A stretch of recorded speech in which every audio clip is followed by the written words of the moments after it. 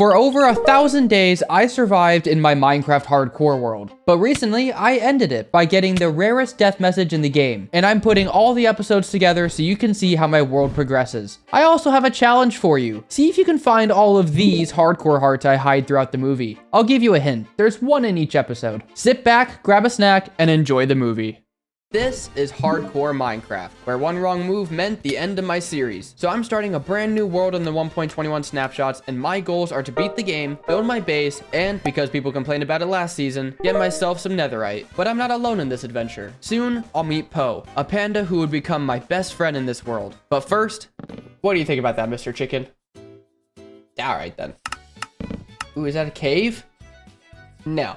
No, it's just some stone. Well, at least I can make a stone pickaxe while I'm here. Ooh, that's a dark oak forest. Yeah, I'm definitely heading this direction. And I've got my first piece of iron here too. Hello, cows. I'm sorry to do this, but I really need food. This is going to be a really good opportunity to get a lot of wood. This is going to be a really good opportunity to get a lot of wood. Man, I'm just so insightful. Oh, and I threw my axe. I'm going to go ahead and smelt some of my food here while I'm getting some wood. You know, I've gotten used to using a totem, so using a shield feels really weird. And that right there is a jungle. Hello, sheep. Wait a minute. Wait. We're in the jungle now. Yay! Isn't that great, Mr. Chicken? How did you get here from spawn? I should go back for that spawn chicken. Is that a panda? Dude, that's a panda. Wait, I want a panda. I want a panda. Hello, my friend. How are you doing? Oh, that is adorable. Here's what we're gonna do. You're gonna get in a boat. That was really easy. You just... All right, let's just go ahead and make some fences. I'm just gonna fence this guy in. Hopefully nothing happens to him because I really want to keep this panda. With my new friend secured, I scoped out the area, finding a ruined portal, a potential spot to build my base, and most importantly, a cave. Oh, that's not a creeper. This is an emerald. 2 emeralds, 3 emeralds. Oh, and there's a geode here. That's cool. Not really sure what I'm gonna do with this, but ooh. And iron pickaxe. There is redstone there, but I don't think I'm going to prioritize that at the moment. Because... Darn it, I was really hoping that there'd be diamonds right there, and then I could just say, because there's diamonds right there. Oh, yeah, dramatic effect. All right. Let's grab our first diamond, see if there's anything around, which there is. You always check around ores. Any other ores? Nah, I don't need those. Lots of iron, though. This is fantastic. More iron in this. Ooh. Oh, wow. Okay. Yeah, I will be back. I'll be back. I promise I'll be back. I'm sorry. What do I want to grab? Okay, fine. I'll grab them. I'm just kidding. Oh. Oh, okay. Oh, my goodness. Oh, a diamond. Man, you're really good at this game, Spider.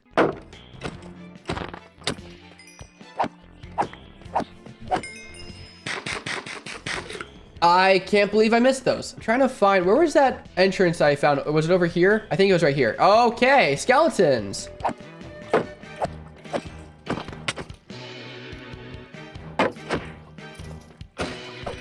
More iron up there, more iron right here. Let's just go ahead and grab as much iron as I possibly can. 1, 2, 3, diamond. Oh, wait, there's more. What? Did I seriously just uncover a 7 vein of diamonds? That's crazy. That is a lot of iron. Hold on. All right, I think I have enough. I have enough. I'm good.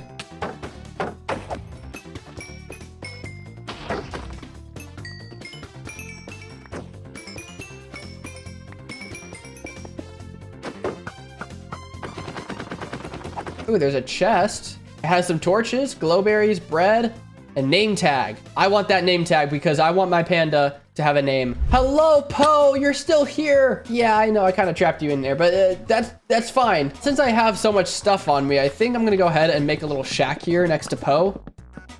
Perfect amount of slabs. It was meant to be. Po the panda corner. While waiting for my ores to smelt, I used the name tag on Po, planted some sugarcane, and crafted some diamond armor, using my leftover diamonds to make an enchantment table. I found a shipwreck hoping to get more books, but all I got was a lollipop. I also found a wandering trader who sold me an invisibility potion. I have no idea why I did this, but that gave me the idea to search for a village, and I found one that was next to a pillager outpost, which had this goat horn.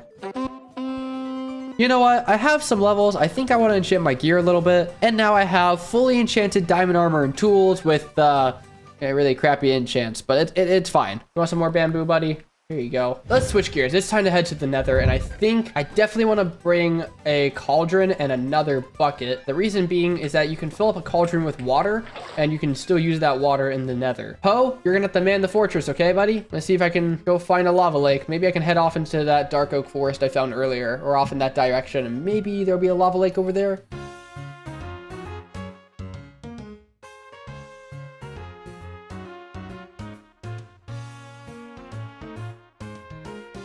Okay, there's a cherry tree. Oh, there's a cherry biome. Okay, there we go. Oh, and there's a village there too. 28 hay bales is pretty good. Nothing else this way. Lava lake! There's a lava lake, finally! Okay, hold on a second. I want to see what you got to trade, Mr. Villager. There's literally no one in here. Okay. Hello, lava lake. As much as it'd be funny to mess this up, I'd rather not, so...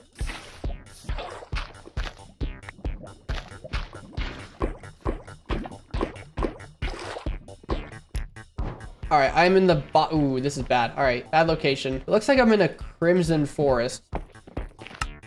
There is open air right there. Oh, here we go. That's a lot of hoglins.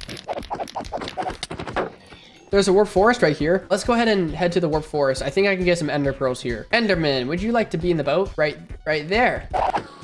You drop anything? No, you didn't. You're completely lame. Other enderman, would you like to be part of the boat squad? Still nothing. Dude, you guys look fantastic. I have never once seen better looking endermen in boats than you guys.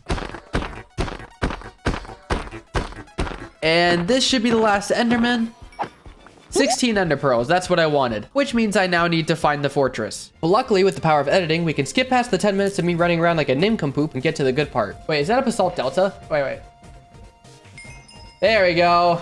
Oh, a fortress! A fortress! Wait, there's one right here. There's one right here. Blaze spawner. Let's go ahead and block this off. Let's go ahead and block this off because of something like that.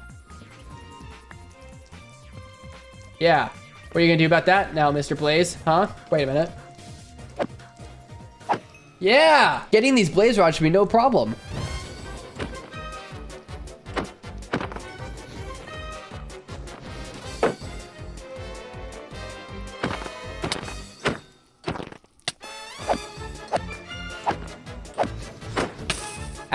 Ow, fire, ow, need water. All right, that's enough of that. I've got what I needed. I can now, I could go to the end. That's terrifying. I'm scared. Poe, I've made it back. Here you go, buddy. Poe is doing fantastic. Let's go ahead and grab the blaze rods and the ender pearls, which are in my inventory. Let's go ahead and grab some wood, cobblestone. Let's also craft a spare shield, a bow with 1 arrow. But I do have access to snow, and snowballs can be used to break end crystals, which I found out in a previous video of mine. So let's just grab as much snow as I can. I think I'm finally geared up to kill the ender dragon. Poe, I will be back, buddy, because now it's time for me to find the thing. I didn't even see where it went. So thus begins my search for the stronghold. There was a lava lake here the entire time?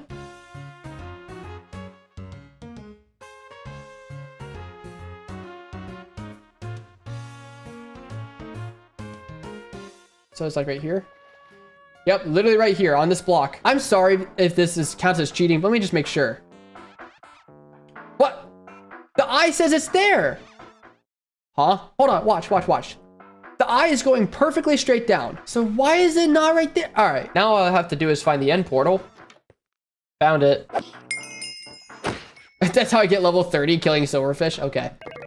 I'm a little scared. I'm kind of scared of this, but I don't have a choice. I have to go. In 3, 2, 1.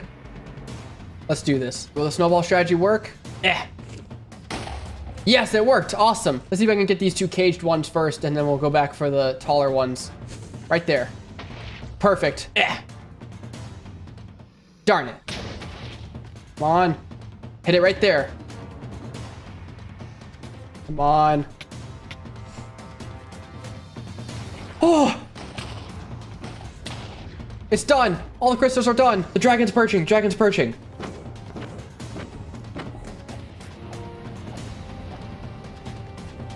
I'm sorry, this is just way too funny. Enderman's really trying to get to the dragon, but he's just getting hit back every time. Enderman is just not having a good time right now. Oh, wait. Crap, he's not perched anymore. I was being funny, but I think it's time to take him down. I have one shot. Let's make it count. You taking your shot? I'm gonna take mine.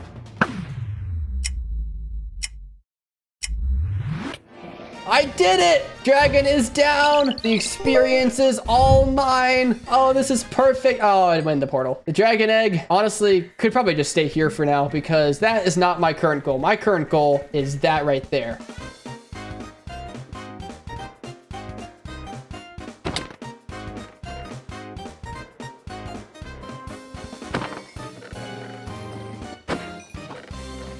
With new loot acquired, I used my experience from the dragon to upgrade my sword to be almost perfect. And using a book I found in the Stronghold's library, I was able to add on Breaking 3 to my elytra. But I did have one close call. No! Poe! Poe, are you okay, buddy? Poe is a tank, dude. He just took that like it was nothing. All right, so here's my dilemma. I don't really have any gunpowder, and I would like to be able to fly around, which means I'm gonna need a few materials. I think building it right here should be okay. So let's pillar up a bit and build the farm. And that takes care of those materials for the build. So now it's time for everything else.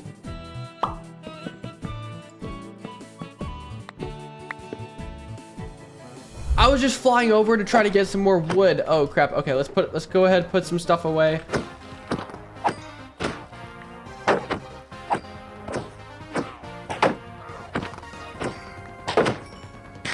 Dude, you gotta go inside, buddy. Okay, the zombies are actually attacking them. That's good. Come on, little buddy. I'll help you out. I'll help you out. Come on, little buddy. There you go. Oh my gosh, I could die right now. Okay, we're good. We're good. Okay, we got that. With the bow. Oh no. Hop up here. I'll block your shot. You'll hit the zombies. The zombies will get mad at them. I got him. It was an entirely different type of flying altogether. All right, just gonna tough it out. Evoker right there. I gotta stop him. I can't even see where he is. Oh gosh, Vexes. No, not the Vexes. Nope, I'm not risking that. If I can go in for the Evoker, I will take it. I don't need to win the raid. I literally just need to survive. I can't even find the Evoker. Wait, he died. I got it. I got a totem. Okay, I'm out of here. My little AGN totem from last season, it's a bit smaller now, so it's not as much as my face. The totem is back, and I've survived a raid. I should probably feel a bit bad about that. Anyways, back to material gathering.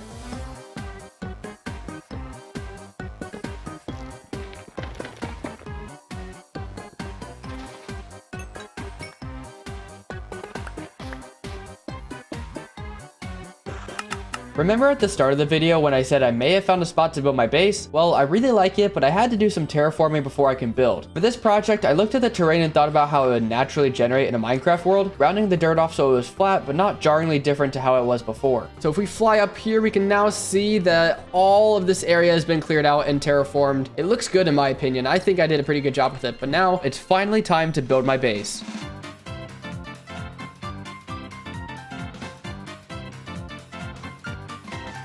All right, the base is done on the outside. That looks incredible, but it's not anywhere close to being done. And Poe, I think your bamboo's getting a little long, buddy. You might have to take care of some of that, okay? All right, I grabbed all the stuff, and now it's time to head on to the interior. So if I drop down here, you can see the interior looks pretty bad. And as you can tell right now, the floor is rather ugly. So if I do a little spin, we can now see that it is made of jungle wood, which I hope is better. And I put some water here in the front, so that way when I drop down, I can just land in the water without taking fall damage, because my elytra will break soon, and I don't want to have to deal with that. But next up, I'm going to do the walls, and the walls will be made of dark oak. So the idea for these walls is that they start off kind of further away, and they cave their way upwards, which is much different than I'm used to doing for builds. I've never really done something in this style before, so I'm kind of experimenting here. Hopefully it looks good. And now all 4 walls are done, and now we can move on to the little bits inside the walls. That made no sense. The corner walls are now done, which means we can move on to the center parts of each wall. I need to find which wall is facing north, which is this one, and using my moss blocks, I can build a wall with the letter N to signify that it's north. I can also use the bones and string from the mob farm to add some glowberries, and maybe a flower or 2. I'll go ahead and do something similar for the other 3. And now all 4 walls are done on the inside, so if I take a second to fly on in... Oh my gosh.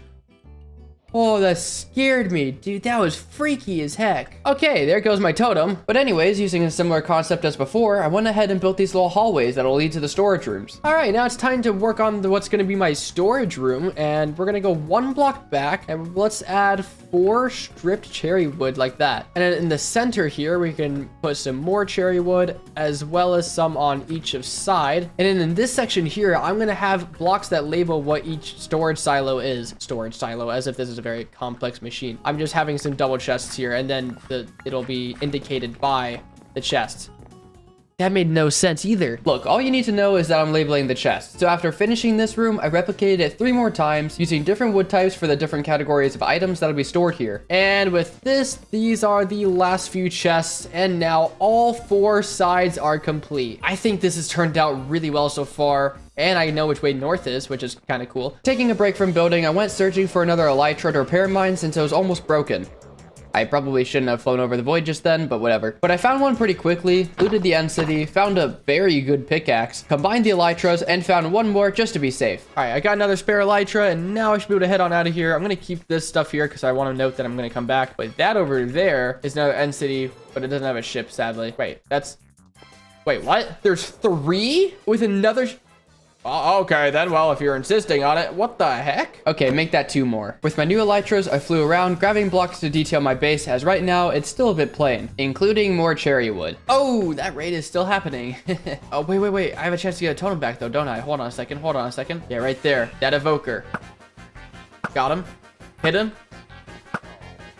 He's selling vexes, but it's okay. I can grab the totem. I got him. And I just gotta fly away. Yes! Yes, I got my totem back. Po! I have another totem. Are you so proud of me? All right, fine. I think he's a bit grumpy because he doesn't have his bamboo. So here you go, buddy. Anyways, flying down here, you can see that the base is fully detailed. I complemented the moss with green concrete, added bamboo to the middle, replaced the back walls with bamboo planks, but most importantly, finished the storage rooms. Each room is now dedicated to a specific set of items, with each chest now properly labeled. Not only that, but each section has a different utility room, including my bedroom. But there is one detail missing here, and I wanted to add the dragon egg, but that just doesn't seem right. Also, I'm gonna have to break the bottom block because the dragon egg's gonna disappear if I don't do that. And okay, I should not have done this bit. As you can tell, having the dragon egg there would be a hassle. So I want to put something special here. Just having regular block doesn't feel right, like obsidian. It doesn't really feel right. So I want to add a lodestone. But to get a lodestone, I need netherite. And to get netherite, I need to head to the nether. I feel like that was very self-explanatory. Let's go ahead and place 1 TNT every 3 blocks, maybe? As far as everything else goes, I guess I just light that up and run. Ooh, there's some right there. And if you're wondering why my ancient debris is green, it's because it's a lot easier to see this way. So this gets me up to 7, and that only took like forever to get, which means I need a faster way to get gunpowder. And what better way to do that than to build a creeper farm? Yay, digging more dirt. Haven't done enough of that in this episode. Luckily, this design by Shulkercraft is easy to build, so it didn't take long. This farm uses snow golems to lure the creepers towards the middle, meaning I didn't need to worry about redstone. The only annoying thing about this farm was getting all the trapdoors. It took a lot of trapdoors. Just out of curiosity, let's see my statistics and... What the heck? What mod is this? Oh, better stats. I did not realize I had... Okay, for some reason, I didn't realize I had better stats here, but I have placed double the amount of dirt that I've mined, and I have mined 3,000 dirt. So, yeah, I might have a problem.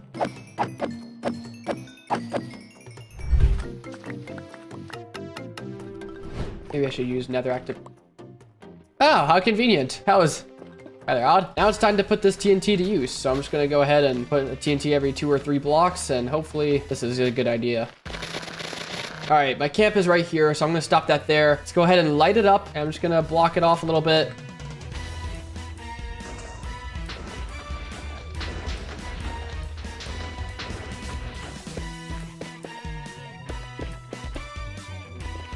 You know, depending on where this... Okay. Depending on where this goes, I hope I don't blow up my starter camp area.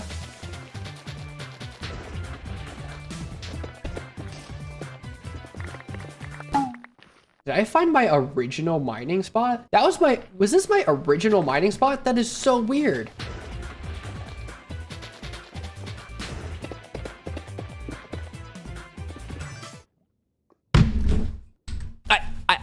How? That is what, the 5th time I've done that? How on earth could I possibly make that 6 times? And checking around the ore is always good.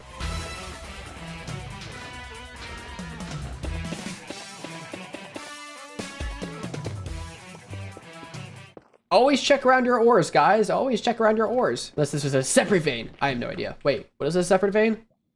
It was a separate vein! That makes 7. Well, let's get out of the nether. This has been way too long spent on trying to get ancient debris. Oh, I've made it back again. Which means, even though you just ate some bamboo, like right in front of my face, you can have even more. And you know what? While that's smelting, I'm gonna go ahead and take some of my lapis. And I think it's about time for me to get some level 30 enchantments on my armor. And now I have fully enchanted diamond armor and tools. And now if I head on over to my brand new base, I can fly down in here and make all of my gear into netherite. So let's go ahead and make all of my gear into, how do you do this? I forgot. Turns out I forgot the netherite upgrade templates, but by flying to a nearby bastion I found when killing enderman, I didn't find a template. But I found a second bastion with a template in one of the chests, so I upgraded my armor that had the best enchantments on them. And since I can now craft a lodestone, I finally finished the decorations in my room, meaning Poe's new home is finally complete. Poe, welcome to your new home inside of this jungle temple.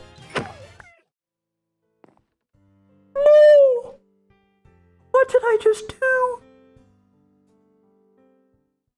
This is hardcore Minecraft, where I built my starter base on this massive island and even got myself some netherite. But I want full netherite with completely maxed out armor and tools, and I can't do that without trading with villagers. If you saw my last episode though, you'll know that I put on experimental features. So if I want every enchantment, I need every type of villager. That's why today I'm transforming my island into a massive villager sanctuary, housing villagers of every profession and every biome so I can complete my full netherite set. But first, I have no rockets whatsoever. I have absolutely nothing. I am stuck down here. And I also forgot to turn on my texture pack. What a great start to this episode.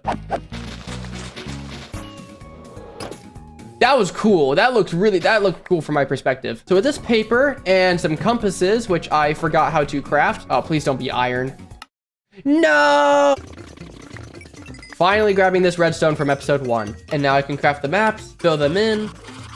And using the glass panes in my cartography table, I can lock each individual map. And now that I've locked every single map, I can come over here and place all the maps on the wall. And now that is my map from episode 1. You can see the temple was there. That's the lava lake with the ruined portal. And that was where I started with Poe. But there is a lot more land to work with on this island. And that's why I want to transform the entire island into a giant custom trading area. But before I do that, I need to actually clear the island of anything that's in my way. And this axe is not going to cut it, I don't think. Literally. So to get myself some experience for a new axe, I'm going to build Dash Plum 4's Enderman farm.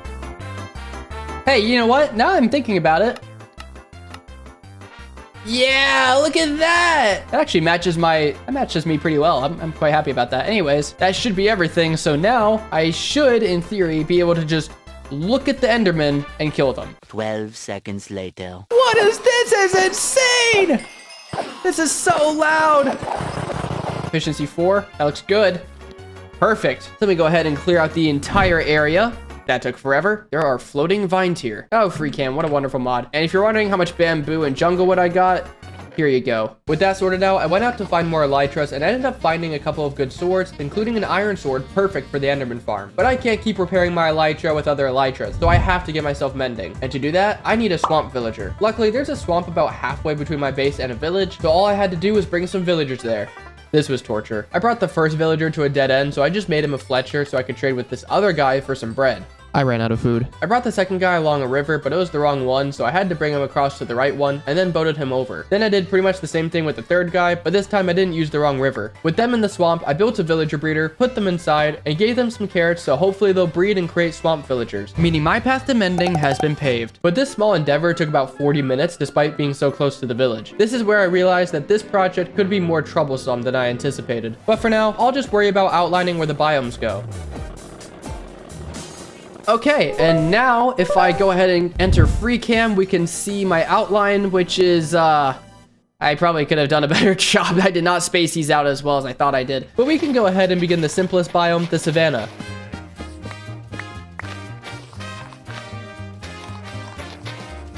I don't know where I want to put the houses yet, so planting these trees is really all I can do for now. Okay, so next order of business is I thought I saw a dark oak log that wasn't stripped. I didn't strip these? Wait, did I do it? I missed all of these. That's annoying. I am sorry for that. Well, it seems like I'm a stripper and I'm going to hell.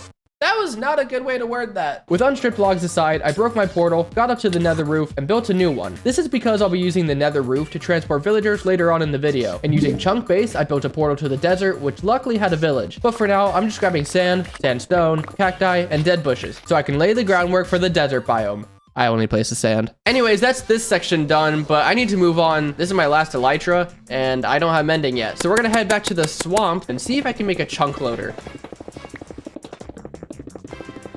I hope that this is working because I'm going to fly off now and begin work on the second biome, the third biome, which is going to be a mangrove swamp, meaning I need to find a mangrove swamp. But with the nether roof, getting there is easy, and this is satisfying. What was not satisfying, however, was placing all the mud because I had to work around the hills and I wanted to make it look like the mud had spawned there instead of just being placed on top of the dirt. But in replay mod, it is pretty satisfying. Now, since I had gotten both my shovels from the end cities, they already had mending on them, so I was able to repair them at the Enderman farm. Speaking of mending, I had a little treat waiting for me at the villager breeder. Oh!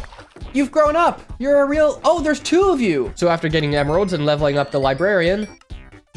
Mending! Yes! Mending's right here! Oh my goodness, it's gonna cost 33 levels for this because I've repaired this elytra so many times, but it's okay. I don't ever need to worry about repairing this thing again, except right now. That feels so good to be able to fly again. But now it's time to continue building more biomes. Taking a look at the island right now, it's pretty flat. So I've come up with an idea, which is to build a giant cliff that spans across the taiga, snow, cherry, and desert biomes. There was a reason I didn't worry about finishing the desert earlier, but to build this massive cliff, I need a massive number of stones. Okay, it's really not that much. I just don't have farms for anything. Speaking of farms, I actually grabbed materials to build a wither skeleton farm so I could have a beacon for a stone farm. But after I got the materials, I realized I could just collect the stone manually in the time it would have taken to build those farms. Yeah, I'm smart. I did the same thing for the andesite and tuff, but at least I found some diamonds when I was down there. And good thing I planted those acacia saplings because that got me like a third of what I needed. I'm sorry, Savannah biome. But after about 4 hours of gathering the blocks, I'm finally ready to build the cliff. Oh, and I've never built a cliff before. Surely this won't take long, right?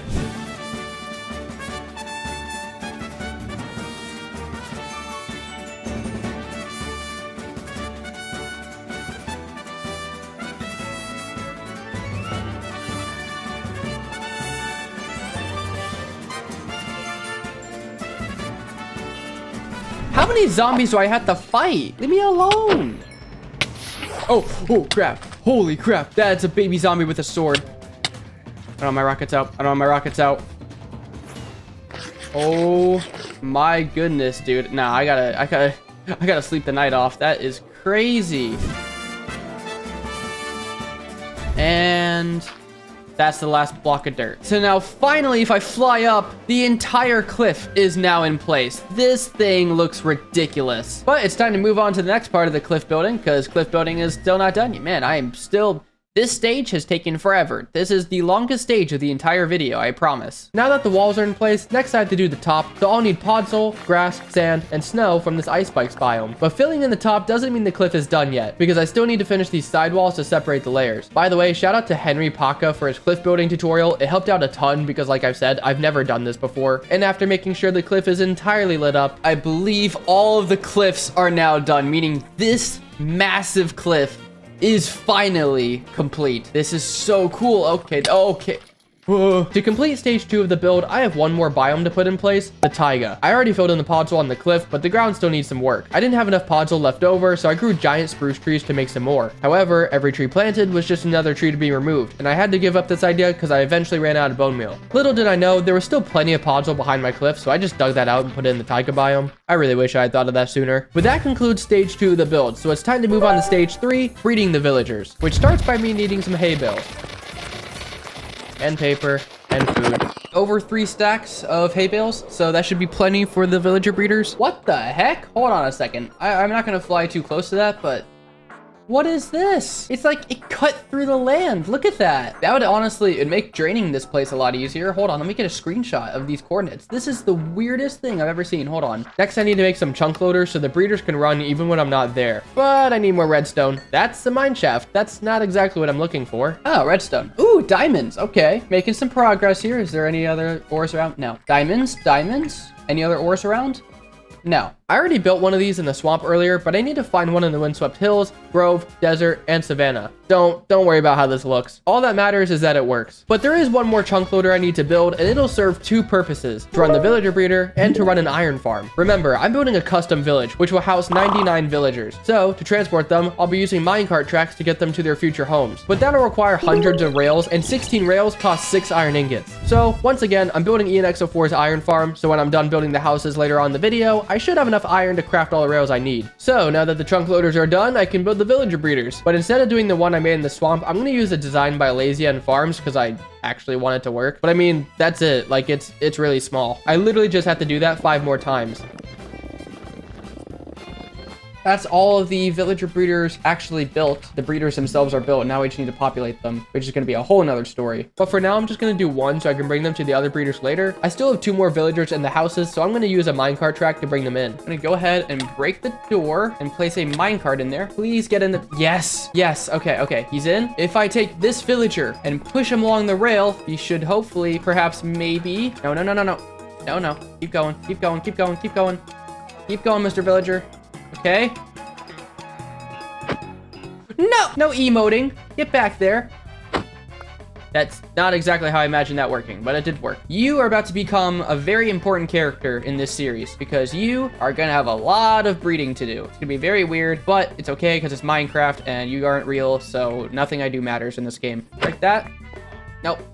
You have to go the other way. You have to go right here. You have to go right here. Yeah. Okay, break this block. And they're good. Do you guys remember my last hardcore series when I built a villager farm? Yeah, that wasn't fun. But guess what I'm doing today? Building more villager farms. Aren't I great? Villagers, get busy. Like, seriously, you have a lot of work to do because I need to actually populate the other villager breeders. Since I don't have enough villagers to do all the villager breeders, I think what I'm going to do instead is collect the materials for the houses that the villagers are going to stay in.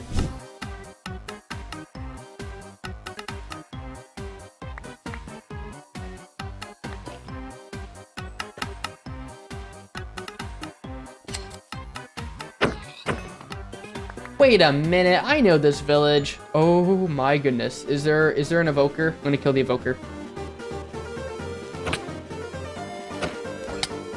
Oh, I killed an evoker and I got a totem again. I got another totem. Man, that raid has been going on for so long. And I've gotten 3 totems from that raid. That's fantastic.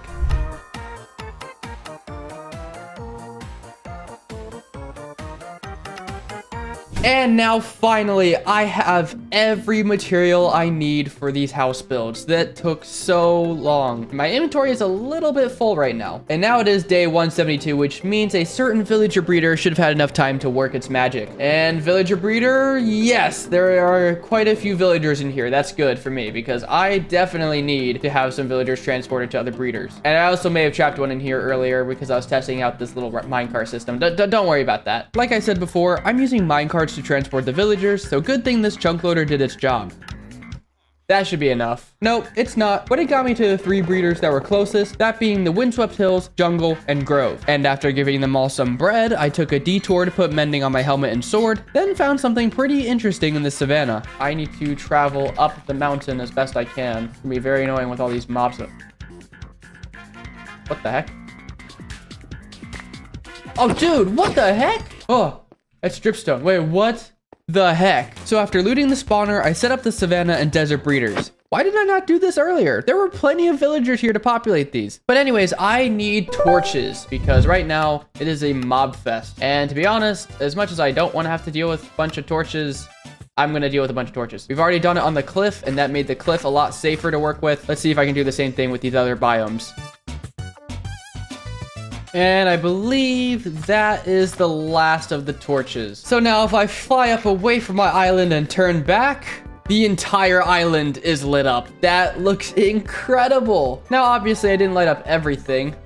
First of all, I meant to put lanterns here. I was wondering why it was so dark up here. Yeah, there were supposed to be lanterns up here the entire time. Okay, anyways, I could light up this, but I don't really want to just because I think it takes away from the shadow and depth effect it has. Obviously, over here is not lit up, but I'm not building over here, so I don't care. And also because that's going to be for a future video. But the island is now fully lit up, and we're ready to start building the houses. To build the houses, I'll be using tutorials by Mr. Mirror as a base, with each biome having different color palettes to represent the 7 villager types. Remember, I'm using experimental features, which primarily change villager trading for librarians, cartographers, and armorers. So I'm starting with these houses first, as they will be present in all 7 biomes. Librarians and cartographers share a house, while the armorers have their own house. And although I'm essentially building the same house over and over, the different color palettes allow them to feel unique. Besides, building similar houses makes the process go by much quicker. That solves 3 professions, but what about the others? Well, I decided to build 7 more houses, with each one being dedicated to a specific biome. For instance, given that the swamp borders the river, I dedicated this area for the fishermen and even built a little fishing dock if I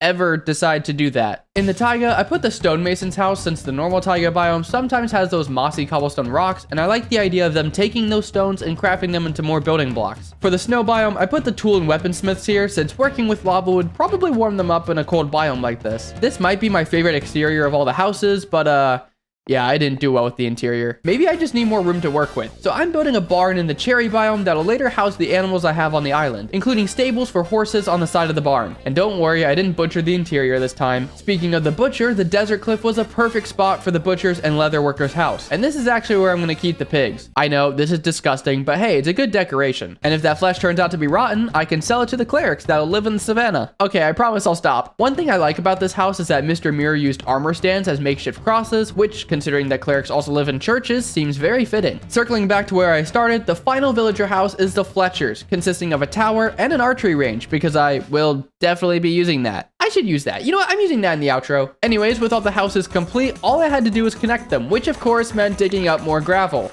Yay. But after connecting the houses with a path that circled around the entire island, everything is fully connected. I want to note that I did not connect this way or this way, and that's just because I felt like that would have like blocked off the temple a little bit. So there's not really a need to block it off with a path. I kind of like the idea of it being more open, especially because next up, I have some decorating to do. First order of business is correcting this podzol. Then I'm going to add a trim around the cliff so it doesn't look so flat. And now if I fly away, that's much better. I wasn't sure how the sandstone / sand combination was going to work, but yeah, that definitely works out. You know, this has been here for a while, and I understand that's like part of the natural generation, but I think it's about time I cover this up a little bit. As much as I'd love to have this very scary cliff down here, I think my animals might fall down there, and I can't afford to lose them, so... Wait, I remember this part. I remember terraforming this last episode. Man, that's so weird. I believe the first biome I should decorate is this savanna biome because it's honestly the easiest to decorate. All I have to do is place in a couple of these trees. I would say we could definitely cover up this area just because it doesn't contribute much to the biome itself. Maybe I just put one more here? Maybe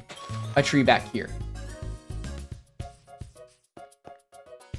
I missed some blocks here. Did anyone else notice this? That I missed these blocks? Yeah, see, like I had extra cobblestone stuff for a reason. And then look, cobblestone. There we go. I had extra bricks for a reason. Okay, that's interesting. Moving on. For the desert, I put down catches of cacti and used the little string I had to keep some of the cacti shorter than others. I also built a little oasis with some sugarcane around it, sort of like I did when I transformed the end in my last season. I did not finish the path. Are you kidding me? I didn't connect this either? Oh my goodness. I am so sorry, everyone. Okay, that is now, let's add a couple more. Now it's complete. I don't know how I didn't notice that earlier, but it is complete now. Next is the cherry biome, and similar to the acacia, I'm really only planting a few trees with the addition of some flowers and a heck ton of cherry petals. No, seriously, I got a bunch of bone meal, used it all up, then found more petals when I was searching for hay bales since the villager breeders needed more bread. But with the addition of a few bee nests, the cherry biome was complete. To decorate the snow biome, I wanted to make a much smaller version of Jaredcraft's ice spikes because I thought that'd be cool. I just couldn't figure out how to build an ice spike. Like, look at this thing. What is this? I eventually settled for whatever these are, but from far away, I'm moving on. In a similar fashion, I just planted more trees for the last 3 biomes, mixing in mangrove and oak trees for the swamp, and finishing out the jungle with jungle trees.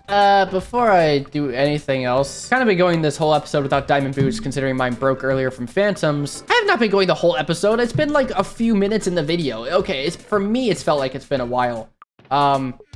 This is not my enchanting room. So I'm gonna go ahead and enchant these boots a little bit. Depth Strider 2.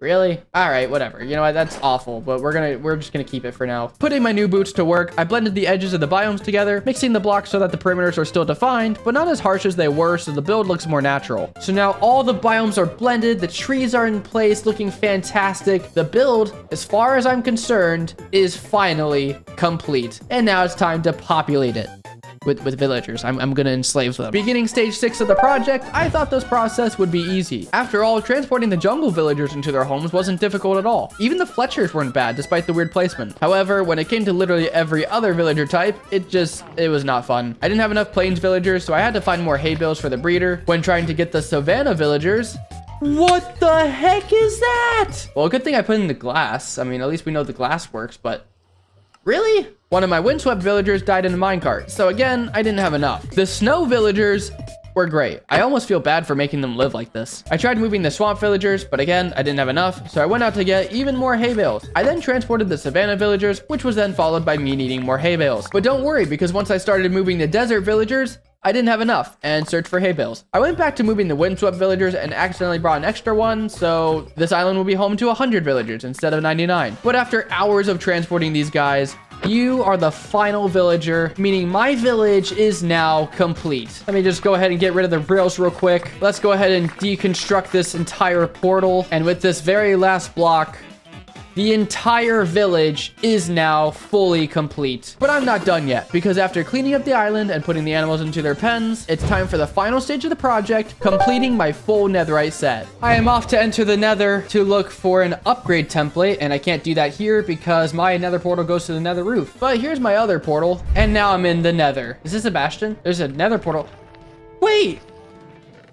This is where I found my first upgrade template. I can't believe I just found the exact same bastion I found before. That is so weird. What the heck? There is a whole bridge bastion right next to that bastion. I don't know what bastion that is. Please tell me there's something up here. Oh, there's a chest right here. There's a chest right here. Nothing but magma cream. Ancient debris. I was wondering what that was because my texture pack changes that, and that's really weird. Maybe I just leave and I go to a different bastion because I don't know what I'm doing. 12 seconds later. What am I dropping into? What am I dropping into? What am I dropping into? This is stupid. This is stupid. This is stupid. I could not have been more stupid in this scenario. I may not have a brain, gentlemen, but I have an idea. I am jumping out of here. I'm flying to the center. I'm just gonna block myself in. Okay, I could put a bone block down here. There it is. There it is. There it is. There it is. Okay, that was kind of neat. Gosh, how do I... Where am I? Okay.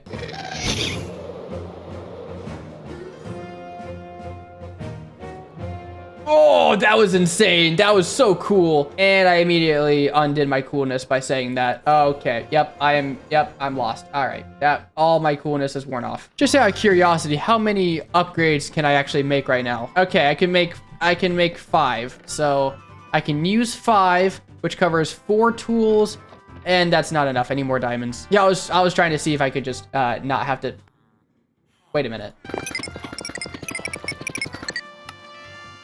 Well, I have enough now. I have 1 diamond to my name now and 1 diamond ore. Oh my gosh, I can make a block of netherite. That is so weird. Look at this. But anyways, my gear is not ready to be upgraded yet. So let's not upgrade. Fire protection. It annoys me so much that that's fire protection. And I can't make a helmet because I just spent all my diamonds on upgrades. I do have to go diamond mining. So it's not going to be a bunch of diamond mining. Oh, okay. Well, like I was saying, it's not going to be that much diamond mining. I just need enough for some... I'm going to do more than that. I'm going to do, let me get another thing. Now I can head over to the Enderman farm, make a new helmet, put protection on it, combine it with my current helmet, put looting 3 on my sword, and spend way too much time trying to get feather falling on my boots. There it is, and combine the boots. For the final enchantments, I can use my new village to trade sticks for emeralds, and with those emeralds, buy mending. And we can head up here to my enchantment setup and get mending on my boots. Heck, you know what? Let's put mending on the hose. Let's just, yeah, why not? And now, what everyone has been waiting for this entire time, and what I've personally been waiting for as well. Let's grab my emerald. Let's grab my netherite. Let's grab my upgrade templates. Let's grab the armor trims. It's finally time to convert everything into netherite. Oh my gosh, this feels so weird. I am not doing it for the hoe. I'm sorry, that is not a maxed out hoe. I'm not doing that. Yes I am. And you know what?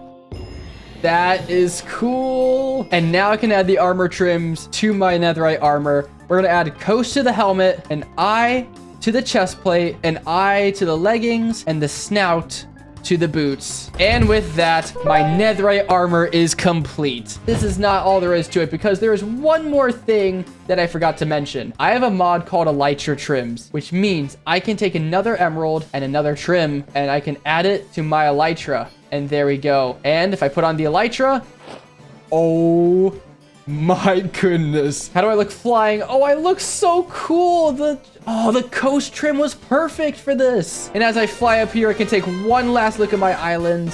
And there it is, the completed island of the video. We have villagers for every single profession, with all 7 unique biomes for the villager trade rebalance and the experimental snapshot, all in memory of Poe. Poe, this is your empire, my friend. I hope you are looking down on me from above. I am not building a giant panda face so he could do that. But if I just imagine, what am I talking about?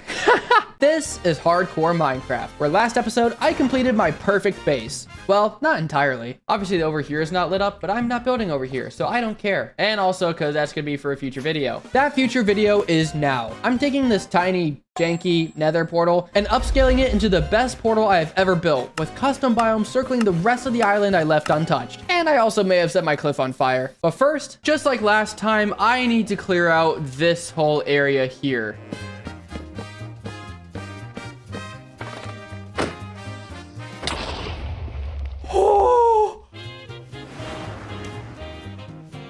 It seems there are more floating vines up here somehow. I really don't know how this keeps happening. Now we have everything cleared out. It looks a lot better as a build site. And don't worry, I did not mess with any of this. I'm keeping this all the way till the end of the series. So with that in mind, I should definitely light up the island. And I do not have the torches on me to do that. But again, I would like to light up the island so I have a good spot to build with. And I just realized how stupid that would be if I'm going to cover up all of this with blocks. Okay. I will light up the island later. I will just build during daytime. But before I get to building, I'm going to break some bedrock because I am stuck on the nether roof. 16 TNT should be enough. I promise I will break this ugly mob farm later on. Now I can build a simple bedrock breaker. All right, attempt number 1. I think I remember how this works.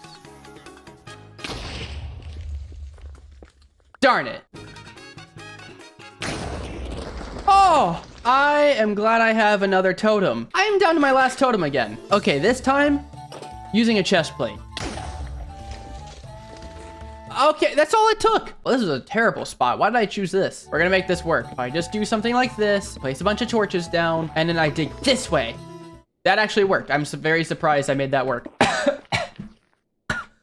I just choked on my spit. Stage 1 of this project requires me building 5 custom biomes, and they're gonna go all across here. And I'm gonna go ahead and start outlining where each biome is going to go. Wait a minute, I missed a piece of sand down here. Why do I do this every episode? There's always something I miss. The nether waste is gonna go in this area, followed by the warped forest, which will then be followed by basalt deltas for a little bit, and then we'll go into the crimson forest, ending off with the soul sand valley to honor the fact that Poe is dead. So there we go. The whole thing is outlined, and now I think I have an eyesore to get rid of. Let's just go ahead and get rid of this entire mob farm real quick. Finally, that eyesore is out of the way. That is so much better. Don't worry, I kept all the music discs, so they can go right in, here. Yep, I will forget about these music discs, and then I will one day say, wow, those music discs are cool. Where'd I get those? Anyways, the first biome I'm going to build is the nether wastes. Luckily, this biome is very simple, and it only requires a few blocks, most of which I already have. To begin this build, I'm really just gonna go ahead and place a bunch of netherrack. It's pretty much the same as last episode. I'm just putting blocks over the existing terrain. I thought I had enough netherrack, but I guess I've got to get more. On today's edition of Is the Nether Dangerous, we have hoglins, which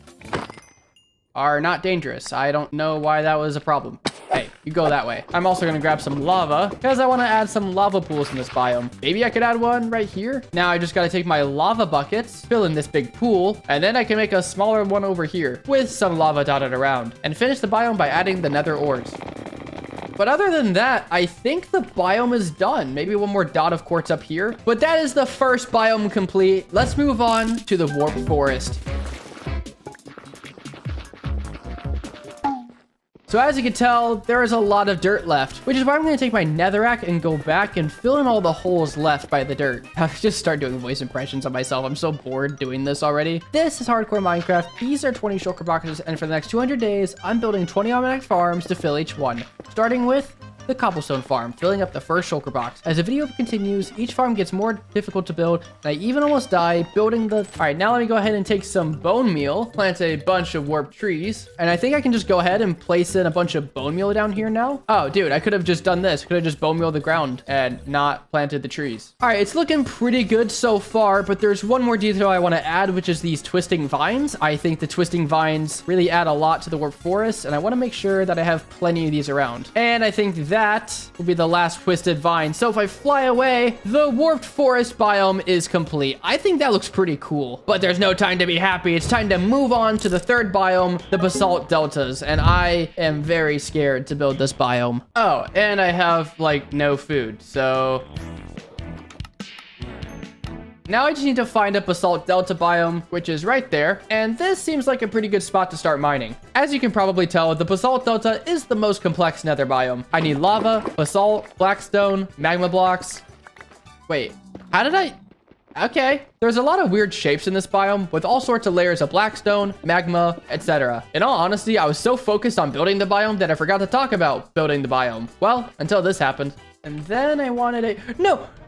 My cliff! My cliff is on fire! Aw, dude, it destroyed so much of the cliff. Oh, that actually was like 10 blocks. Okay, it only burnt 10 blocks of the cliff. We're fine. I have to make sure that doesn't happen again, though. That would be very bad if the whole cliff burnt down. But 3 of the custom biomes are done, and now we can move on to the Crimson Forest. Did that sound like the Mario music? Wait, what is that? What's that right there? It's a ruined portal. That is not what I thought it was, a lit portal. Golden apple, prop 4 golden helmet. I'll take that. You go away.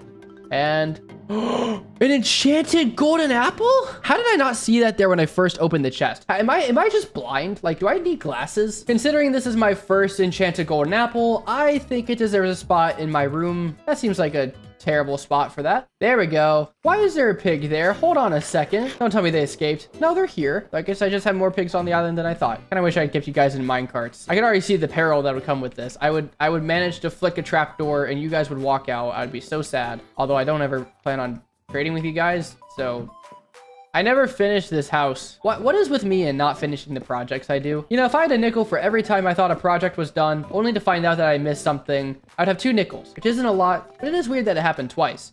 I have an arrow sticking out of my head.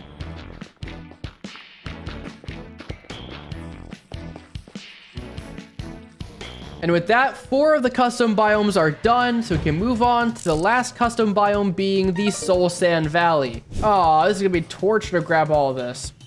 Why do skeletons burn in daylight, but they don't burn in the nether? That's probably enough of those blocks. Now I need to find more bone blocks. Now that I have everything, let me grab my soul sand, and hopefully this is enough to cover the area. And that's the last of my soul sand and soul soil. I have still a lot more to go, apparently.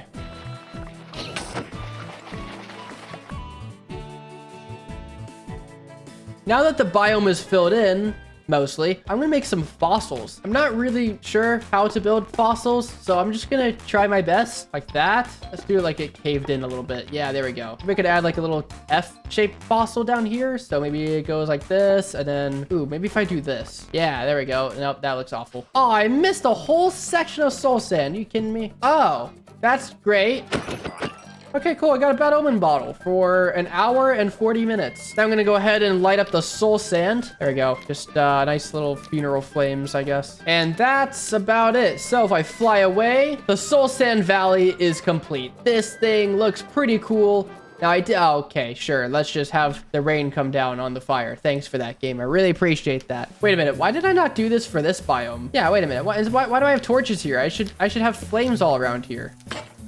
Ah, man, I broke another one. Gotta craft another flint and steel. There we go. Hopefully I don't break this one. No! Oh my gosh. Oh my gosh. Oh my gosh. It's all on fire. It's all on fire. Go away. Go away. Go away. Go away. Go away. Oh, no, no, no, no, no. Stop, stop, stop, stop, stop, stop, stop, stop. Stop burning. Stop burning. Stop burning. Well, it's all gone. No, I just did. Okay. All right. Flames can go very far away from the cliff. Torches are gonna have to stay on over here, I guess. Sorry for anyone that this bothers, but I don't want my cliff on fire. I cannot believe I just did that. Okay, I'm not upset anymore. This island looks incredible flying in. I can't wait to see what it looks like at the end of the video with the massive port. Oh my gosh, there's more. There's more way over here. What happened here? No! So much of my cliff is gone. That makes 3 episodes in a row where I'm getting acacia wood. You know, at least I built some of the bottom of this cliff with tough blocks. I think that really helped out a lot. Okay, the cliff is filled back in. Life lesson of the day. Do not put open flame near wood. I need to chop this tree down because this is way too... I mean, look at it. It's tall. It's almost taller than the entire build. And that looks so much better. Except for that. That looks so... That is so ridiculously... Oh my gosh, they're all ridiculously tall. And with those modifications in place, all 5 custom biomes are complete. But now that all the biomes are done, let's move on to the elephant in the room, which is this giant gaping area here, which is reserved for a massive nether portal. But before I build the portal, I want to get an enchantment for my boots because right now, soul sand is terrible. I just need to find some pigmen to trade with. Ah, here we go. Here we go. Just give them some gold real quick. Now I'll just sit here until I get soul speed. Oh, soul speed 2. Okay. I just need another soul speed 2 book or preferably a soul speed 3 book. Like, darn it, like that. Okay, well, how expensive would it be to combine the 12? Okay, maybe I'll just wait for soul speed 3 because there's no way I'm going to be able to afford to put them on my boots. I had to sit here and wait, but for you guys, soul speed 3 is about to appear right now. Darn it. All right. Fire res? Oh, fire! There it is, there it is! That is one of 2 enchantments I wanted. And now it's time for the scary one, Swift Sneak, which can only be found in an ancient city. Which, using chunk base, I know there should be one around here somewhere. There seems to be a cave entrance down here. This cave goes nowhere, though. Well, I guess I could just dig straight down. Surely nothing bad would happen if I did that.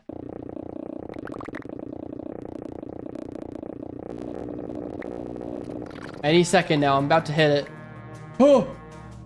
Okay, I could not have timed that sentence any better. I can mine as much of this gray wool as I need. We have a shrieker right down there. Block off the chest, so any chest noise will not set a shrieker off.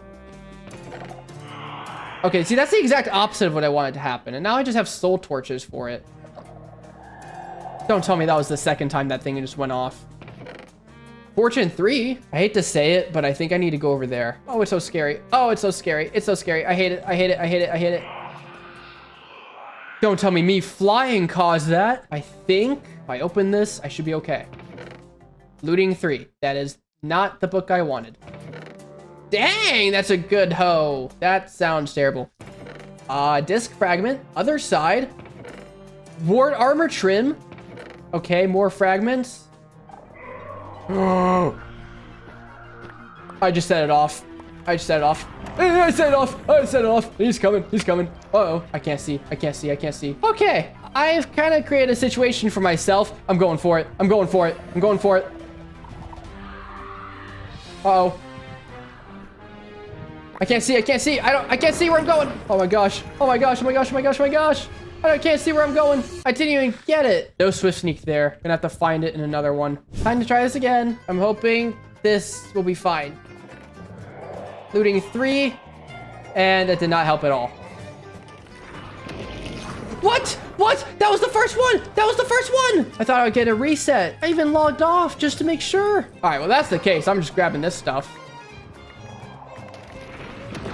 No, I can't. I can't. I don't know what book that was. Crap, I had too much stuff in my inventory. I got an enchanted golden apple, though. For all I know, that book down there is Swift Sneak 3. It's not worth losing the world over, so. Oh, come on, dude. Okay, all right. Flying away, flying away. Okay, doing the same thing over here. Swift Sneak 1 and 2. Really? All right, I'm going to fly to this chest down here. I'm just going to grab it and move on. Don't even care to stick around to find out where the warden is. It has Swift Sneak 3. That's it. That's it. I have the book. Heck, let's just put it on the pants right now. There we go. Swift Sneak 3. I did it. And I got another enchanted golden apple and I've survived. So That's something. You know, come to think of it, I think a skulk block would look better here. That's actually what I wanted to do originally, but I replaced it with amethyst because I was poor. And because I want another music disc in my room, other side can go right here. To build this portal, I'm gonna need a few materials, including warp blocks,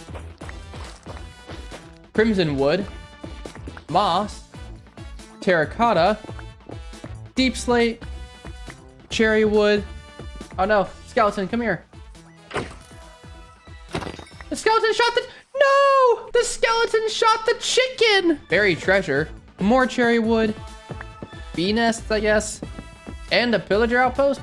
Hello, outpost. Oh, a new goat horn. Okay.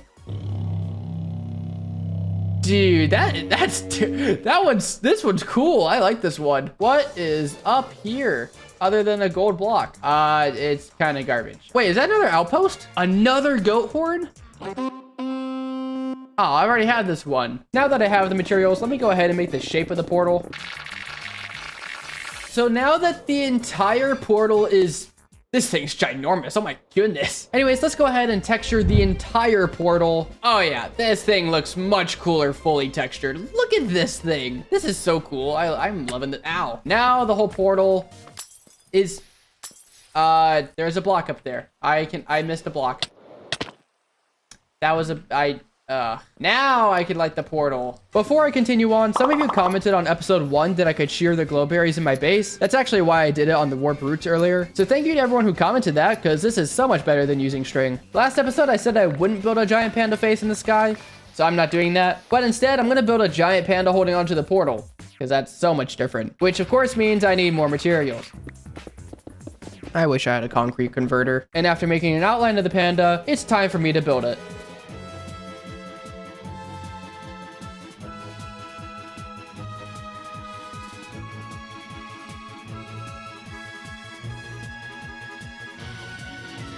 And the final couple blocks go here.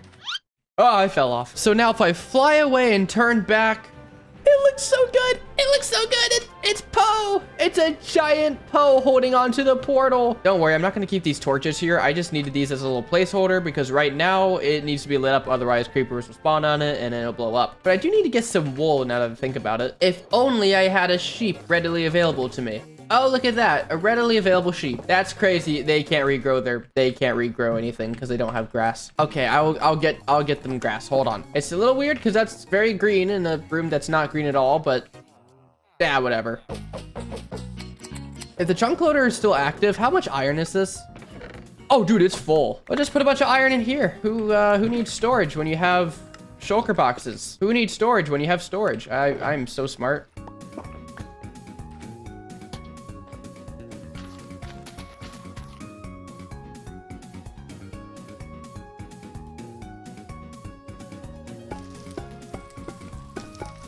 And with that, the portal is done. I wish it wasn't raining so I could actually do a cinematic of this, but that's it. The portal's done. But before I can end this episode off, there's one more thing I want to do, and that is update the map. As you can see, that's my temple from episode 1, and I'm ready to update it and put it on a new wall. Only there is a place I could trade my iron for emeralds, which would be the armors. Hello, guys. And there's some emeralds. Hello, guys. Gonna trade some iron with ya.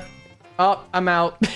Now I can cross the street, head over to my librarian house. Man, it is raining in the snow biome, and that's not immersive at all. And I need some empty maps, sir. And now if I update the map, once again, I can put all of my maps on the wall, which shows that my island is fully complete. We have all 7 biomes from last episode, the 5 new nether biomes from this episode, and Poe with my massive portal. And the final thing I'm going to do is get rid of my old portal. This portal's been with me since episode 1, which is really not saying much because this is like only episode 3. Cover my old portal up, and behold, my new nether portal. I am so happy with this thing. It looks so good. And I actually did the back. Poe, your island is complete. I hope you're happy with it. I'm sorry I stabbed you with my axe. Once again, thank you to all my patrons. And as the sun sets on day 299, I will see everyone in the next episode.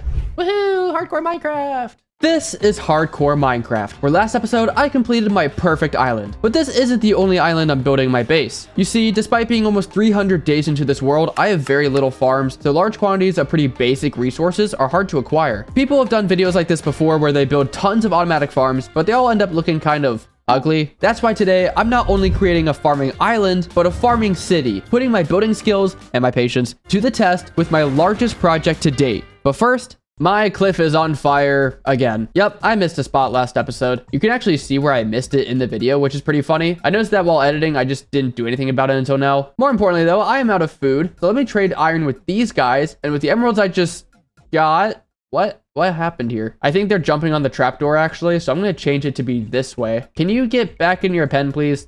That worked. Anyways, after leveling these guys up a bit, I can get myself golden carrots. Finally, I actually have food in this world. Okay, so the first farm I'm building isn't actually going to be in the farming city because it's a witch farm and I need to find a witch hut for one of those. The reason I'm building a witch farm is... Oh, I'm so sorry. I didn't mean to do it. The reason I'm building a witch farm is for gunpowder for my rockets and redstone. Since these are automatic farms and automatic farms require a good bit of redstone. All right, and that should be everything. I think this should be enough chests to store the items. So I'm going to go AFK for a bit. And that should be enough redstone for the farms in this video. I hope. Okay, how much andesite do I have? Wow, I might actually have enough. No, it's definitely not enough. The reason I'm grabbing andesite is because I'm outlining the island the city will... The reason I'm grabbing andesite is because I'm outlining the island the city will eventually stand on. This island's a little bit in the way, so I'm going to quickly shave some of it off. This should be enough, and the water should flow. Yep, that looks fine for now. Let me place the last blocks for the outline. And there we go. Within this perimeter will be a bunch of automatic farms and they'll be fully decorated because I've already built one eyesore in this video and I don't need to build more. Now it's time to fill in the island. And all my andesite's gone. That was like 40 stacks of andesite. Oh my gosh, I should have done slabs. Okay, I guess I'm doing a montage. These are the last few blocks. So if I fly away... Ew, that looks so bad. Maybe it looks better with the city outlined?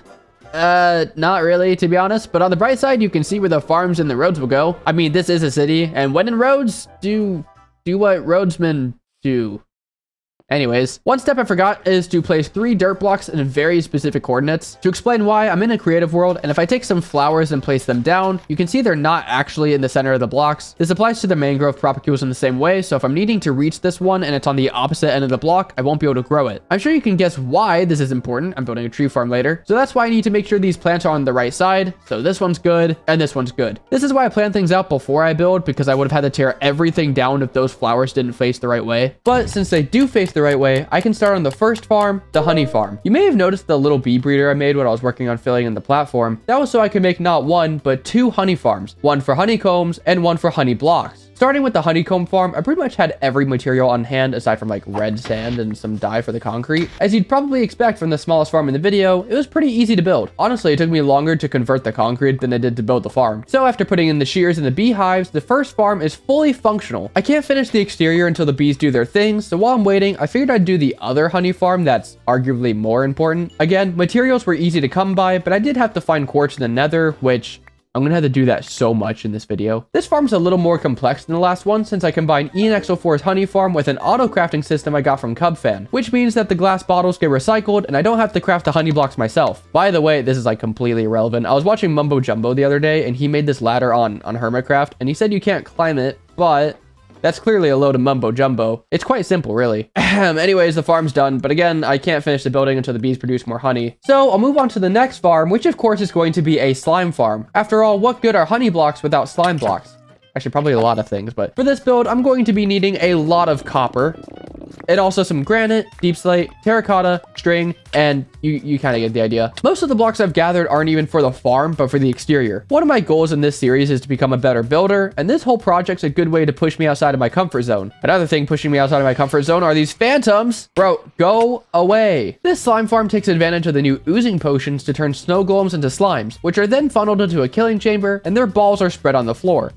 Wait, what? The slime balls can be stored in a shulker box loader, while the snowballs can be crafted back into blocks thanks to this auto crafter setup here. Later on, we will come back and finish the slime farm. We still need to get the oozing potions in there, but it's not nighttime just yet. And we also need to get carved pumpkins, which I can't do without the pumpkin and melon farm.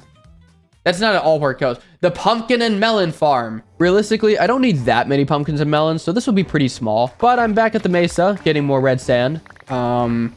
There's a chest here? As in gold and rails, not golden rails. Can you imagine there were golden rails? Oh wait, those are powered rails, aren't they? Wandering trader, milk for, you can trade milk? Okay, that's weird. Now see, this would have been a nice trade to have in my last video. I could have had so many freaking emeralds if I just had a bucket of milk. That would have been so nice. Why weren't you here in my last video, dude? I would have appreciated that so much. I built an entire fox farm and got 2 emeralds out of it. Hey, you know what? It's nighttime now and I still need slime balls for those oozing potions. So hopefully someone will spawn in this swamp by the witch farm. That should be all I need for the oozing potions. Wait, there's a jungle here. Look at this. There's a whole jungle here. And there's spruce. Wait, so you have a mangrove swamp, regular swamp, oak forest, birch forest, dark oak forest, windswept forest. There's a lush cave, a jungle. No shot. There's actually a jungle temple. There's no way. I'm gonna be honest here. I think I actually need the string more than anything else. Oh, and the dispensers. You know what? Dispensers are awesome too. I've got enough stuff for the pumpkin and melon farm now. So let me construct it real quick.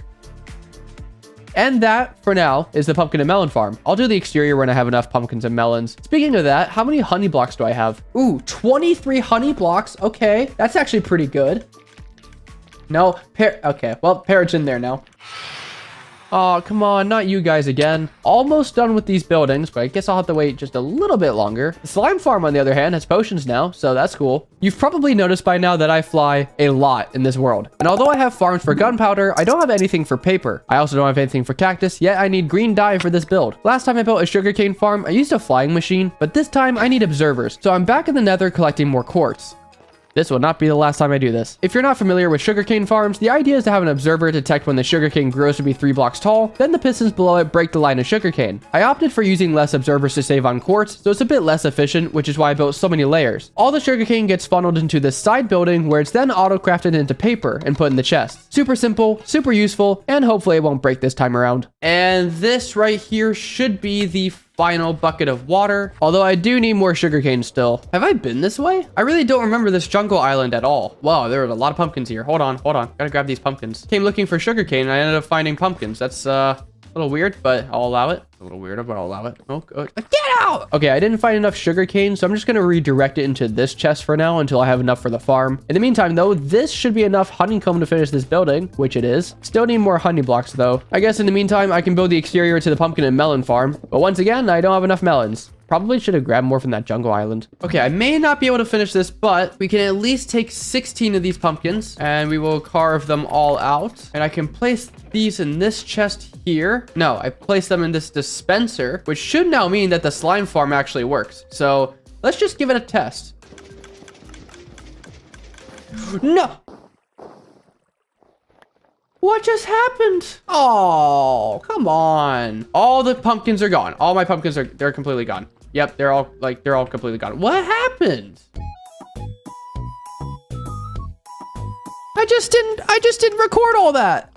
I just got it to work. Okay, so what I had done is I forgot to put shears in here, and this trapdoor was facing the wrong way, but I don't think that was it. I just forgot to put shears in here. So obviously these weren't gonna get sheared. Therefore, the pumpkins on their heads weren't gonna get recycled, and I don't know why the heck. I'm not gonna pretend like I know why the heck they were pushing through the blocks. All right, all I know is that if I do this, and if I flick this lever, all these turn into slimes. Ow, ow, ow. And then we take a tool in my hand that I might want to repair. Oh my gosh. Oh my goodness. Several farms so far have been built using concrete, and I'll be using more of it later. So I think the next farm I should build should be the concrete converter. For once, the materials were, I went the wrong way. The materials were easy to get. I say that, but I didn't have enough blocks for the collection system. It's just a big platform with water, but that's not important right now. This bottom platform must be obsidian, otherwise the redstone will blow up, since Ilmango's design uses a TNT duper to break the concrete after it's been converted. Piston feed tapes move the concrete down, but also to the side to prevent clogging. If you remember my last hardcore series, I used to design that didn't have this, and the pistons couldn't keep up with how much concrete I was placing.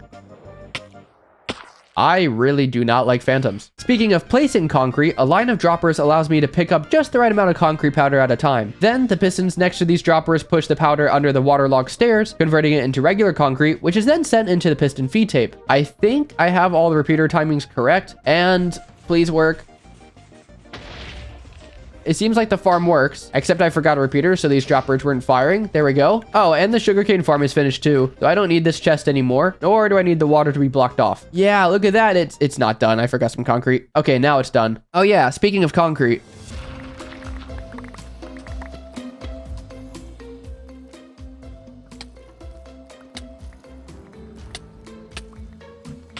Okay. All right.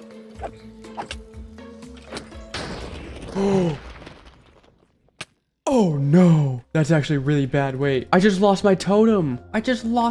For some reason, I thought I was like, oh yeah, I'm perfectly fine. You know, just used to not having a shield. Go figure. It's not when I'm mining diamonds I get blown up. It's when I'm trying to find lapis I get blown up.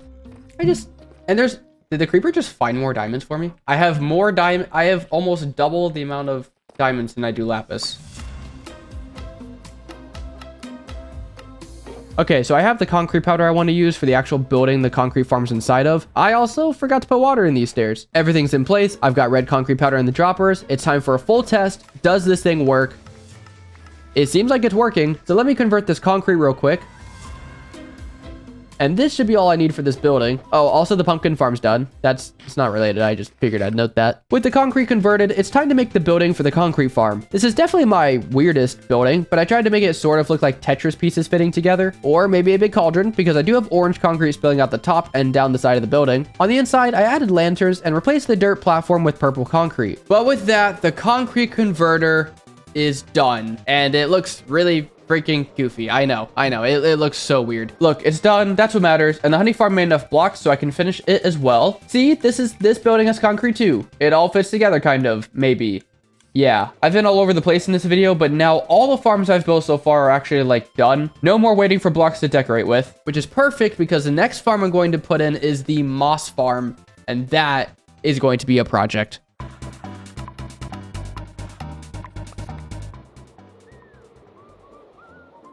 Oh, hello.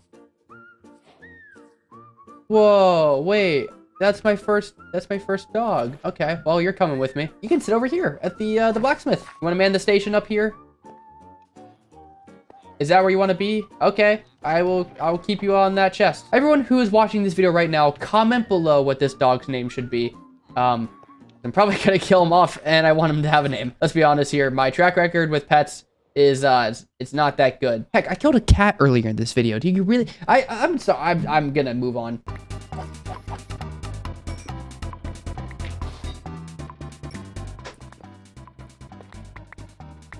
Yeah, you're good. I mean, I edit everything out now, anyways.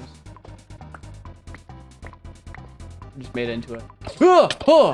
That scared me. Okay, that's the one instance of something I can't edit out. Is when I have something jump scares me. I can't really recreate that.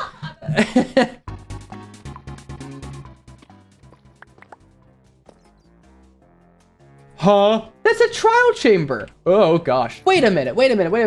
That is where I was in episode 1. If we fly back here real quick, this was the area I was at in episode 1. I came down here, and then I think I went down this direction. So if I had literally just gone a few more blocks in this direction, I would have seen this trial chamber. You know what? Do you realize what this means?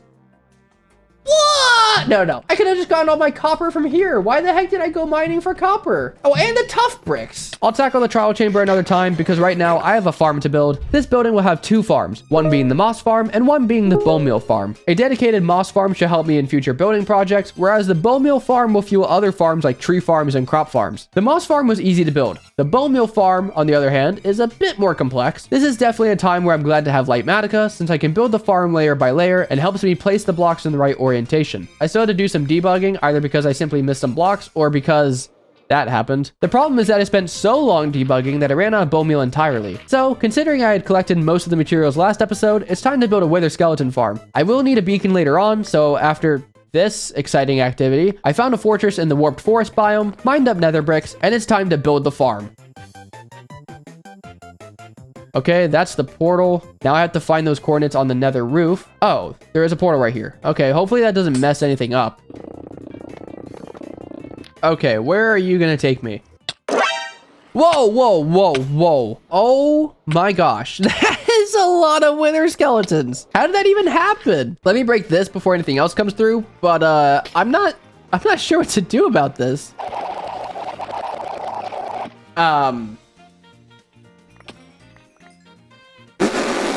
Well, I have enough skulls to make a beacon now.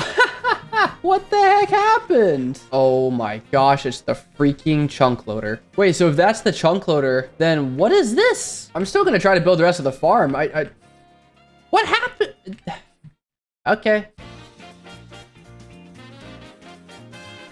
And the farm doesn't work. I just looked at the tutorial for this moss farm and the guy said to do this if the moss is growing weird. So if I turn on the farm now, I'm just gonna use free cam. Yep, that fixed it. I could also test the bone meal farm using the bones I got from the wither skeletons. If I turn on the bone meal farm now and go into free cam, the bone meal farm is working. Wait, I forgot the lava buckets. So now I should see, yeah, bone meal's being produced. I mean, that should not look like that. I forgot an iron trapdoor. Yep, see, the repeaters are lighting up now. I wasn't sending a signal through the scaffolding on this side. So the moss and bone meal farms are working. Do you realize what this means? I tried building that withered skeleton farm for no reason. 12 seconds later. It's broken again. Yeah, I forgot you can't unload it while it's running, so it looks like this now. This is awful. I have to rebuild this whole top part now. What's worse is that the items fall into the hoppers, so I keep having to look for stuff too. Okay, it's fixed again. Two of these are acting weird. I'm not entirely sure why. But if I turn both farms on, nope, the moss farm is most definitely broken. Okay, general rule of thumb, don't leave the island while a farm is running. In any case, I can't leave these farms looking like this, so it's time for another building. Using a combination of both moss and bone blocks, I came up with a pretty cool gradient for the walls and used deep slate for the roof. The cobblestone I placed earlier lets me plant azalea trees up top without them burning, because, you know, lava. This top part was inspired by my last video, so give it a watch after this one if you haven't already. Given that moss comes from lush caves, I wanted the interior to match that, so I incorporated blocks like deep slate and amethyst to sell the idea. Also, 1.21 introduced new paintings, so I thought that'd be cool to add here too. The last thing I need is some item frames. On the hunt for a cow. Dun dun dun dun dun dun dun dun dun dun dun dun dun dun dun dun dun dun. A horse works. Dun dun dun dun dun dun dun dun dun dun dun. I'm sorry. It dropped one. Horses drop one. That's so sad. Any of you guys got one of those banners by any chance? Oh, sweet. I could get a bottle. Oh! Oh, it's a Bad Omen 5 bottle. Oh, no. And now that building's done. And I can come in here and place hoppers behind these chests. Okay, wait, this was not here before. You see, before building the exterior you just saw, I went ahead and built the cobblestone and stone farms. That's actually why the moss and bone meal farms broke. I needed the moss and bone meal farms to run so I could build its exterior, but I left the island to get materials for the stone farm. Anyways, here's me gathering the materials, and here's me building the exterior first. Here's me building the interior, you know, with the actual farms. And here's the farm blowing up. Blowing up. Yet again, I missed a trapdoor. It's at this point we go back to the present. I just got the Bad Omen 5 bottle, I just finished up the moss farm building, and I can place the final hoppers for the stone and cobblestone farms. So if you're wondering what this thing would do, suppose I am mining, and you know, the farm is pushing me along, I'm mining the stone, and oh no, my pickaxe is broken. Okay, I forgot a piece of redstone, but it just chucks a new pickaxe at me if it breaks. Granted, I designed that part, so I doubt it'll work. I'm gonna move on. Next up is a series of micro farms that I probably won't use too often, but when I do, I'll be glad I have them. First up is the string duper, which is actually going in my base. This isn't something I intend to use often, but I am using it in this video to help me build some other farms. One of those farms is the cactus farm. Throughout the video, I've had to get green dye from my little desert biome on my island, but I'd rather have an actual farm for this. This isn't technically a micro farm, so I gave it its own building. I also wanted to build something green. The actual micro farms will be going in this building. Inside will be a micro crop farm, another micro crop farm, and a propagule farm that I designed. That's why it looks so bad. It's not much, but trust me, it'll come in handy soon. But that is the micro crop building. The cactus farm is behind it. And if I can fly down here, I did the backs. I know, I'm amazing. I missed a block. Time to switch gears. Tree farms are some of the most essential farms in Minecraft, yet here I am collecting wood manually. I would have built one sooner, but I had no bone meal to run it, and I couldn't build a bone meal farm without honey blocks, and I couldn't build the honey. Do you see where I'm going with this? But now I have all of them, so it's time for the simplest of tree farms, dark oak. Surely it can't be that easy. After all, it is a tree farm. It's done. I mean, that is pretty cool. It's so stupidly simple, but it works so well. Okay.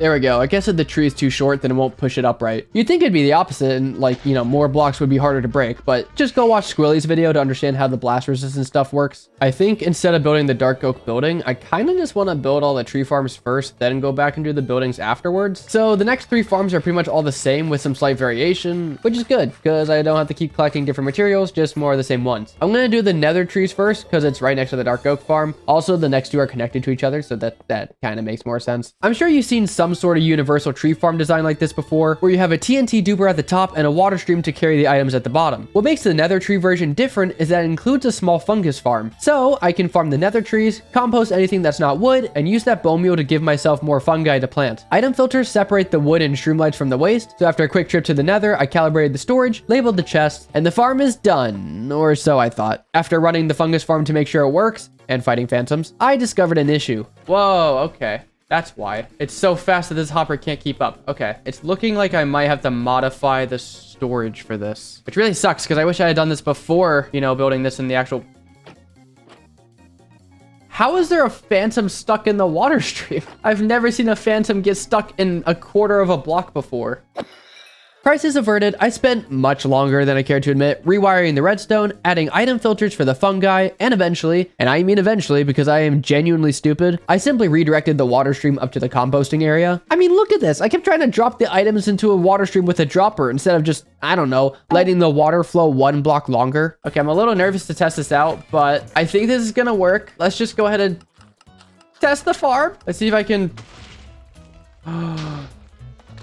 Oh my gosh, it works! It's working! Oh my goodness, a tree farm's working as intended. Okay, let's not do what I did in my last hardcore season, and let's not fly directly in there. All the compost is coming up here, which is good. And all the warp mushrooms are down here. And if I look over here, please work. We have wood. It works. First try. Okay, let's go build it twice more. The next one I'm doing is for mangrove. I think I've already explained that, but I'm going to get mud bricks for the mangrove farm. I have the mud for the packed mud, but I think I need more wheat. It's quite convenient that I have this little wheat farm now, isn't it? Yeah, see, this is called storytelling. Does this work? It looks like it. Propagules are in the chest. It works. I have everything now, so I'm going to let the bone meal farm run while I build this up. Now comes the most annoying part, placing in all the chains and iron bars. Of course I say that at like the easiest part. The ones on this side though, these are annoying. That should be all the chains in place. Now I can do the TNT duper stuff. Composters are in place. And I'm gonna lay out the storage to make sure I have the water stream lined up properly. Well, I'm out of chests again. Adding in the item filters now. Sticks will go in the last one. They just go in the fire. So that should be it. Hold on, wait. I can make like 20 more chests.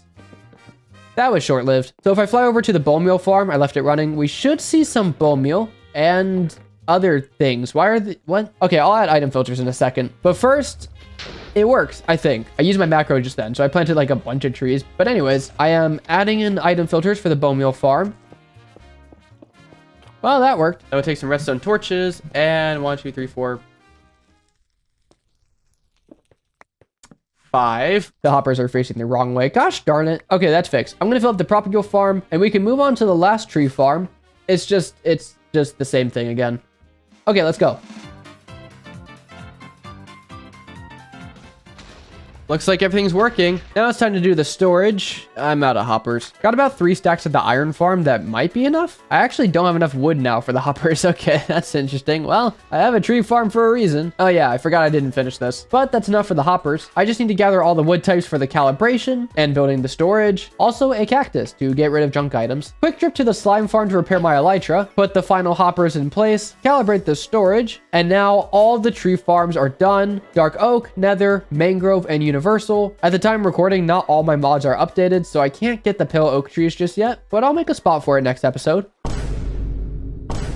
Bruh. With all the tree farms in place, it's time I start using them to decorate them. I'll go in the same order as I built them, so first I'll need like 2 shulker boxes of dark oak, and using that dark oak wood, I can build up a massive tree stump, almost as if it was struck by lightning. Of course, I can't leave the ground like this, so I'll fill it in with stripped dark oak.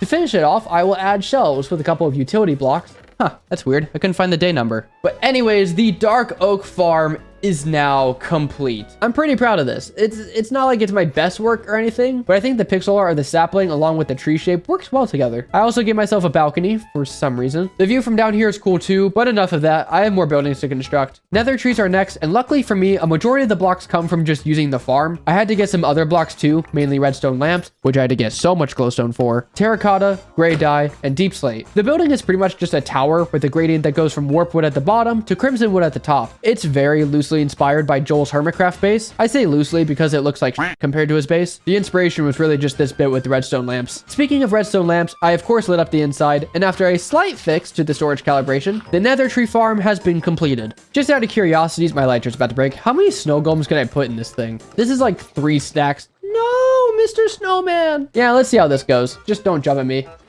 Hey, I said don't jump. No, stop. No, no, no. Ow. Hey, get back down there. This is gonna be good. Well, my electric's repaired. Back I go to the mesa biome for more terracotta.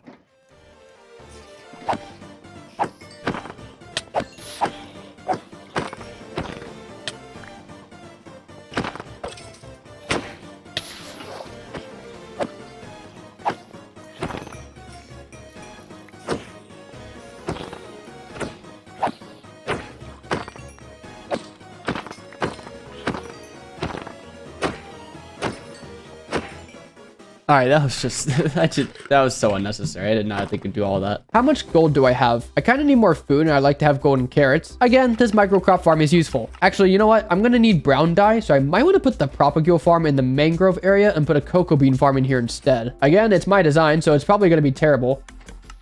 I mean, it is working. It's just not fully growing the cocoa beans. Maybe if I add a repeater. Yeah, that's better. And the propagule farm can go here. All the propagules will go into this dropper so I can pick them up. That is much better than before. The bone meal farm, though, is worse than before. I broke it again. I've got to stop unloading this thing. Oh, you know what it is? The lava has the wrong timing in these 2 modules. That's why it seems slower. That probably happened when I went to fix the trapdoor earlier, but yeah, it's fixed again.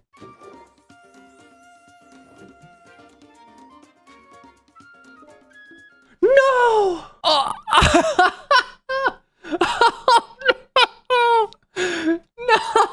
Oh, no! I knew something was gonna happen. Oh no! Oh no! Yeah, it's so over. I can't with this video. It's taking so long. All right. Well, I'll be right back. I guess I gotta make another sword. Do I have any swords in here? I have some swords in here. So I've got sharpness 5, looting 3, mending. I just need unbreaking, fire aspect. My goodness, I chucked it all away. I came here to get experience so I could fix my axe, and then I just chucked my sword into the abyss. What do we have? Unbreaking 3. We have fire aspect, fire prot, fire aspect, sweeping edge 3. Wait a minute. Is that it? Really? That was extremely easy. I didn't even have to like do anything. Okay, well, that's fine by me. Okay, that was anticlimactic. I really was expecting that to be like another half hour of me just sitting there at the Enderman farm hoping to get stuff, but okay, well, I already had everything on hand, so what was the point of that? There was like, I could literally exclude this from the video and no one would notice. Like, what was that? AFKing the tree farms, I acquired birch, spruce, oak, cherry, and mangrove wood, taking an additional trip back to the swamp to get more mud and mangrove roots. Now it's time to build the biggest structure in the whole city, the overworld tree farm building. Again, I'm building up towers for the respective tree farms, but they're just like the nether tree building, so like who the heck cares? At the center is obviously the storage, which I wanted to resemble an old lumber mill, mixing in different types of wood for the walls, roof, and flooring. I know I keep saying I'm inspired by Hermitcraft, but again, I was inspired by Scar's ability to direct attention to certain parts of the build. In layman's terms, I didn't finish the hallways. All the magic happens in the lobby area, and all the industrial stuff stays industrial. Whoa, look at the moon between the towers. That's neat. This redstone lamp is the last block, and now the overall tree farm building has been completed. From far away, oh yeah, I like that. If we head inside and go left, this is the universal side. It's really ugly. But if we go to the right side, we have ugly maintenance and ugly mangrove trees. Hey, look, there's paintings, there's labeling, and there's a spot open for a new wood type. This is like completely unrelated, but the copper for the cactus farm oxidized and I can wax it. See, look, I got an achievement. Moving on, it's time to gather materials for the last farm in the video, the waifu. I can't say it, dude. It's a high-tech, ultra-compact iron farm designed by MD, and it's what inspired this entire video. Not the waifu part. I mean, the iron farm part. Every farm I've built up until now, in one way or another, has led up to me building this iron farm. As seen throughout the video, my old iron farm is way too slow for my needs. It is a day 1 iron farm after all, and I'm well past day 400. But of course, before I can build it, I'm going to need a bunch of materials.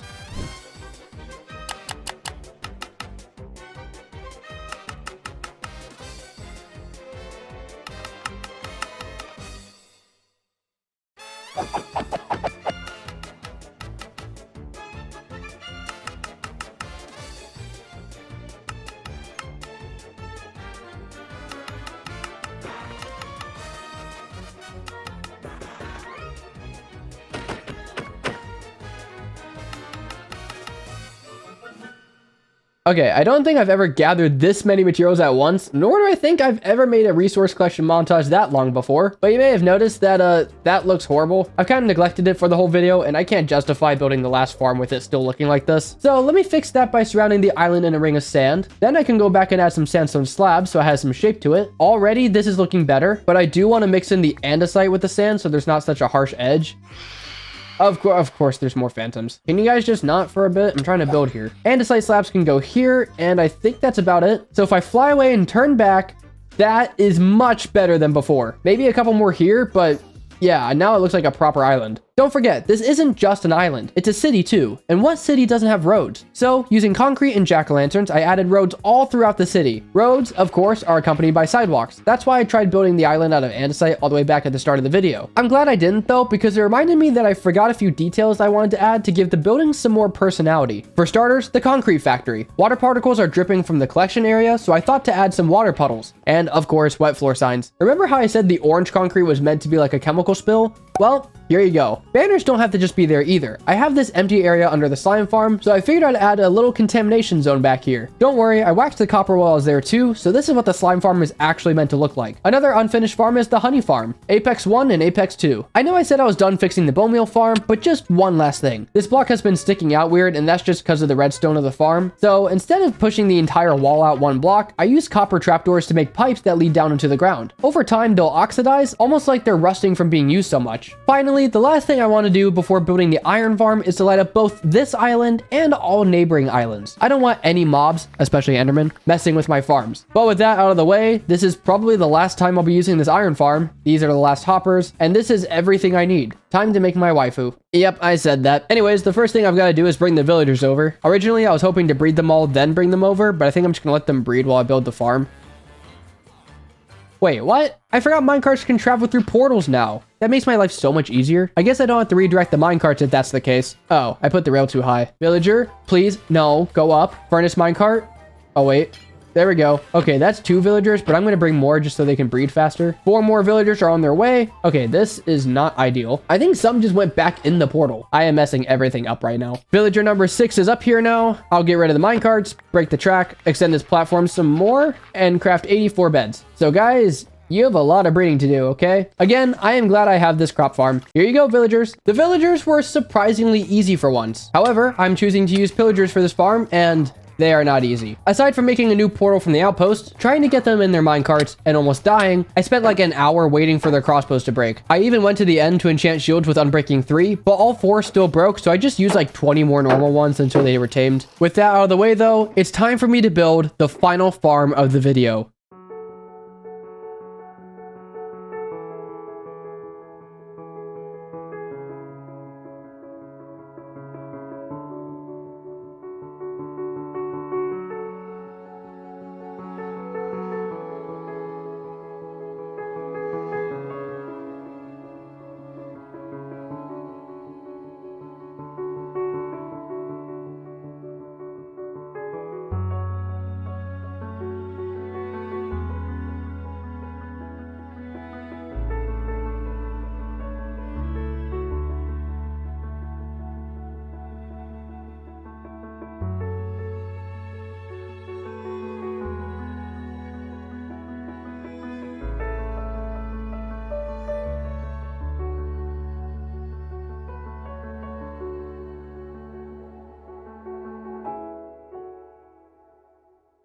Okay, so this is the farm. I still have to wait for the villagers to breed more. In the meantime, though, I can at least transport the pillagers.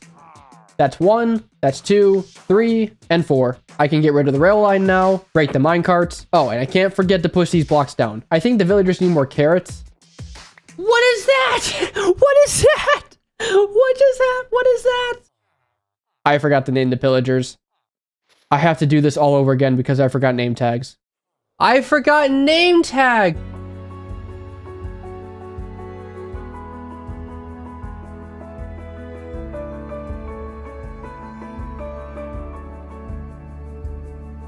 With the new pillagers in place, I also had all the villagers I needed. I set up a walkway for the villagers and brought all 84 beds from the platform into the farm. I had to wait for it to become night, so I spent the daytime working on the nether side of the iron farm. This is where the golems die and their items get shot back into the overworld, where I'll soon build a storage system. After going back and forth between building the nether side and getting the villagers in their beds, the farm should be fully functional. It's time to remove this outline and finally construct the last building of the video.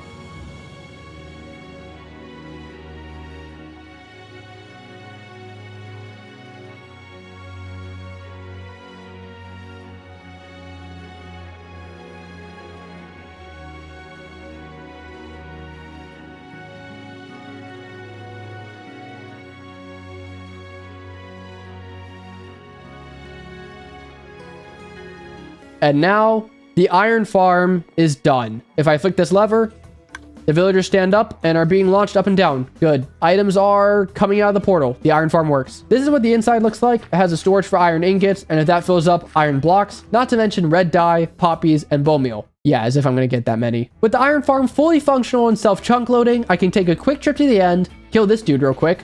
Nice. And using the iron that took like a couple minutes to get, I can set up a haze 2 beacon underneath the stone farm. And now, with that final detail in place, I can officially say that my ultimate farming island is complete.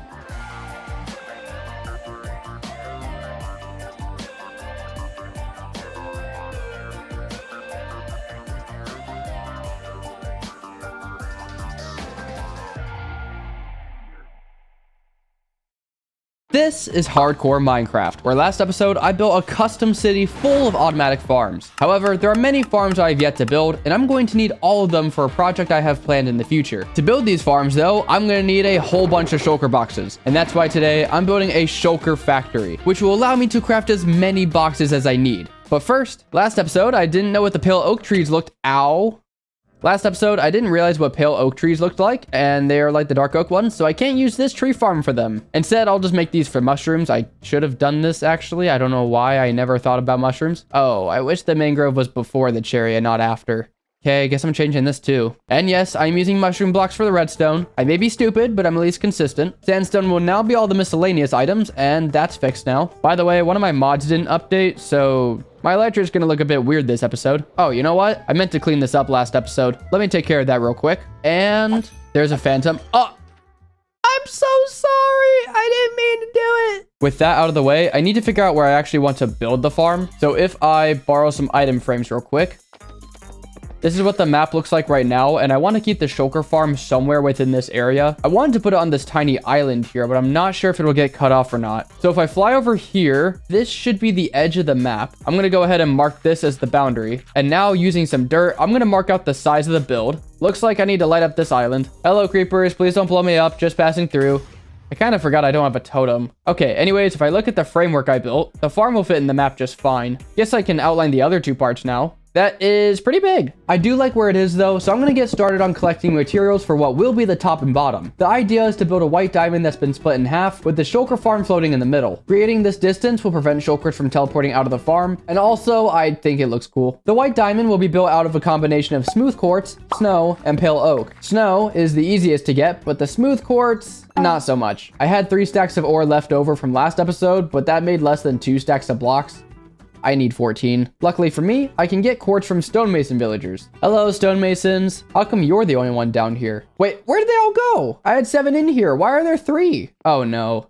Where did a zombie come from? Well, guess I gotta breed more. This should be enough beds, so I still don't understand how they do that. Sadly, I think the cliff needs to be lit up. Otherwise, this is gonna keep happening. I'll deal with you later, but for now, guess I'll have to breed more. Oh, never mind then. Off you go into the portal, where hopefully you won't die this time. You know, I figured last episode would have been the last time I had to do this, but I guess not. Bro, what are they doing? Why are these guys so weird? It took me longer than I cared to admit, but I eventually got the villagers up to the stonemason house, removed the beds, and blocked them inside. This began a long cycle of trading iron for emeralds, using the emeralds to upgrade the stonemasons, AFKing the iron farm to trade for more emeralds, more upgrades, you get the idea. Here's the fun part. You see this iron golem that spawned? I completely ignored it for the rest of this video, but when I ended the episode and began work on the thumbnail, I noticed this little cave that opened up. Somehow, Enderman must have spawned in this cave, moved my dirt, and created a perfect path for a zombie to walk up and kill my villagers. I should have realized something was wrong when I saw this golem, but now I'll have to, again, replace these 2 librarians next episode. Boy, am I having fun. As you can see, I have done quite a bit of trading. I'm gonna be honest, I don't really want to record any more of this process, so I think it's time for me to farm up some of that pale oak wood. Just gotta grab some obsidian, build a portal, and welcome to the pale garden. Oh yeah, I forgot about the pale moss. That'll be, oh my gosh. I'm just gonna hop down here. Dude, skeleton, now is not the time. Kinda wish other mobs didn't spawn here. It kills the mood a little bit. Regardless, I still need some saplings. Oh, okay. Woodland mansion. Holy crap. What is going on? Minecraft just ran out of memory. Uh-oh. Game? Oh, it crashed. I am scared to... It is lagging so bad right now. How do I have latency in a single player world? Well, that's enough of that. And before I go back, labeling this portal is probably a good idea. Meh, that looks good. Now the question is, does this farm work with pale oak trees? Yes, that's a relief. Maybe one day I'll redecorate this area. That reminds me, pale moss should still work in the moss farm. It does work, but no flowers. Pale moss block can go at the end then. I've got a decent amount of iron I can trade now, which will get me more dead villagers. You've got to be kidding me. This is why I kept extra villagers in my house. Villagers are in place, and I'll cure these 2. Can I be done with this now, please? Nope, I still have more materials to collect. Not only quartz and snow, I may have built a snow farm at my base, but I also need materials for, you know, the shulker farm itself. Originally, I was going to build the top and bottom parts first, and then build the farm after, but soon you'll see why that would have been a terrible idea. Well, that's everything. The other stuff is over here. Shulkers do teleport, so I probably want to build the farm before building any decorations. That way there's less blocks around. Let me get the schematic ready, and in typical AGN fashion, build the farm in a time lapse. With the farm built, I loaded up Chunk Base hoping to find an end city that just so happened to have a gateway portal nearby. This would save me a bunch of time getting the shulker to the main end island. However, I am pretty bad at the game. I went to the wrong coordinates. I went to Z -2000, and I should have gone to X -2000. First try! Again, fortunately, minecarts go through portals, so this part shouldn't be too bad. I just have to make a small minecart track. The question is, how do I get the shulker in the minecart without levitating? Not like that. Ow. Maybe I should come around the back so that I can set up the... Nope, okay. Come on, place it. Ugh. Wait, why are there 3 of them? There's 4! I messed up the rail. Just spam rails, just spam the... Really? Oh, come on, he moved. Coming in hot, just gotta place... Let me place it. Okay, just break the blocks. Break the... Bro, okay. Wait. Let me place the block. Okay, good. Rails. Yes. Redstone torch. Finally. I should just have to do this now. Yes. Okay, it's in. And it's on its way. Perfect. Please just go in. Yes. Now I can... Are you here? Yep. I think this is how you're supposed to get him into the overworld. Of course, I need another minecart track. And now... He's like blocking the wall, so I can't place the rail. Can you just move? No? How about water? Will that work? Oh, wait, the rail. Yes. Okay, that's what I wanted. Getting him on the track should be easy now. That was the wrong type of rail. Okay, let me... Okay. Ow. At least I know the farm's gonna work. This guy's ridiculous. All right, break the rail. And then place. Good. Then I need powered rails. And then the redstone torch goes right there. Gosh dang, dude. Now go. Go. Why aren't you moving? Furnace minecart, maybe? If this doesn't work, I quit. It worked. He should go in the portal now. Or not. Okay, screw it. I'm using a boat. Is he trying to... He actually hit me. Wow. Going for it. Come on. Come on. Just get in the boat. There. This better work. Oh, come on. Yes, finally. I should have done that earlier. Healing the shulker is a good idea. Did it duplicate? There's another shulker here. Oh, just place the boat. I have insurance now. That's good. If I mess up, I don't have to go back to the end. Before I continue, though, I might want to get some invis potions. Hopefully, then I can stop getting hit by the pellets. Oh, also, I should plant some chorus flowers I got when I was in the end, because I'll be using end rods in the build later on. And once more, I'll need a minecart track. Question is, will this invis potion help, or did I just waste my time? Seems like it's working so far. Why do you insist on being annoying? Did something change in the recent version? I thought invisibility would make it to where they wouldn't hit me. Oh, I bet it's like after a certain amount of time. Either way, it did work, so I kind of wish I had done that before. Here comes the shulker, and before I bring it over, I should set up the final minecart track. Can't have any teleportable surfaces, otherwise the shulker won't go in the farm. All right, shulker, ready for your new home? I am. I'm actually quite sick of you. Hitboxes need to be on now so I can see where the shulker's looking. He needs to be looking south, otherwise he won't teleport into the farm properly. There's no way this guy's trying to hit me. There's no way. This time to get him out of the boat, so I should... Really? He's in a good spot. Never mind. Back in the boat you go. Okay, this time... Oh gosh. That works somehow. If I change this, I can get him up with a furnace minecart once I'm done floating. All right, here we go. Please tell me I did this properly. I can't see where he went. Is he in the farm? No? Where the heck is he? Oh wait, he's right here. And he's gone now. Wait, he teleported on the thing. He's in place. He's in place. I should be able to turn the farm on now and fall off. The snowballs aren't hitting him though. I think I can adjust the snow golems using a piston. That should do it. Once the farm warms up, I should start to see shulker shells drop out of the middle. But oh my gosh, dude, that took so freaking long. Like I said before, I want to build a white diamond out of these 3 blocks. But to do that, I first need to build some scaffolding for it. Reason being is that when I go to add the gradient, I can more easily make any necessary adjustments, mainly the pale oak wood since that's a directional block and I want the build to be consistent. After building the first quarter, I repeated the same process for the other 3. Adding in the moss was more tedious than I anticipated, but it made placing the smooth quartz, pale oak, and snow extremely easy. Once I was happy with the placement, I went back and stripped the wood, and now I have to get rid of all the moss. I didn't really think about this part. This should be the last of the moss, and now the bottom diamond's in place. The inside is definitely not functional though, so let me grab some crimson wood and also cherry, along with a few redstone materials. So now I can build a proper floor. This is where all the storage and auto crafting is going to be. But to actually get the items, I need to run the farm, so I should build a spot for me to go AFK. Can't imagine I need anything more than this. I guess I'll go in order of what's easiest, so next will be where I keep all of my extra shulker boxes. I thought about auto crafting them, but honestly, this is probably easier to use. Of course, to craft the shulker boxes, I need to collect the shulker shells. So setting up storage for that is probably a good idea. Because I found this dragon head when looking for that end city earlier, I'll put it here too. I also need to redirect the water so it goes towards the chest. Anyways, now the items should flow into the hoppers. Or the ground. One more hopper. Okay, now I have storage for the shells. But to make a shulker box, I also need chests. I could just use one of my tree farms, but I kind of want this build to be self-sufficient, so that's where bamboo comes in. Bamboo can be grown using bone meal, converted into blocks, then planks, and then chests. Growing the bamboo is done by flicking this lever, which extends this piston, pushing the observers together, powering both the dispensers and the pistons above. Then a hopper minecart picks up the items, with hoppers flowing into the first auto crafter, then a second, and then the third. Then all I have to do is grab the chests, grab the shells, and craft the shulker boxes. Okay, so this area is done now, but how do I actually get up there? The answer is wind charges. If you put dispensers in a configuration like this, you can launch yourself pretty high. To get the wind charges, I need a trial chamber, and luckily for me, I found one last episode. That's a trial chamber. Oh gosh. I could have just gotten all my copper from here. Why the heck did I go mining for copper? So I grabbed some more food and made my way into the cave. Hopefully I can get some good loot while I'm here. What room is this? I don't remember. Oh gosh. Oh, hello. Yo, in the thick of it already. Jeez. Wait, was that it? No, there's more.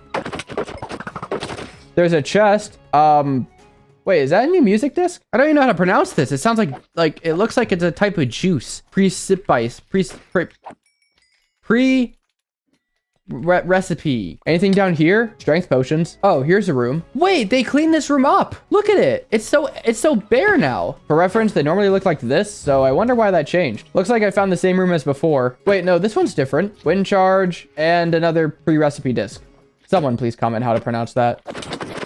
This room's been cleared. I have yet to see an actual vault, by the way. Another staircase. Dude, it's the same room again. What is this? Minecraft Trial Edition? There's nothing here. Well, I got 35 breeze rods. That was less than I had hoped for, but it should still be enough. Before I build the launcher, I need the little tunnel. Now I can put a composter in the middle with 3 dispensers facing into it and some pale oak because I like using it. 36 wind charges can go in each dispenser. So if I hop in here, I get launched to the top. Well, I should say the bottom because the top still needs some work. I'm also out of ender chest, so I get to mine more obsidian. Great. Okay, but for the actual build, I need sand. Probably not this much, but whatever. I also need to make some charcoal to smelt the sand into glass, which I can then turn into white stained glass panes. I can't use moss as scaffolding this time because of the shulkers, but I can use glass panes and just make them part of the build. I'm also going to need some end rods, but my nether fortress from last episode should have... What is that? Wait a minute. Where did this portal... You guys remember... You guys remember last episode, I tried to build the Wither Skeleton farm. One, I thought that was a lot further away. I didn't realize it was this one here. Two, I apparently had a portal here. No, I did not build this portal. I would not build it with corners. So somehow this portal generated, which is probably why the farm wasn't working. Maybe that means the farm will work now. But first, I'm going to kill these blazes.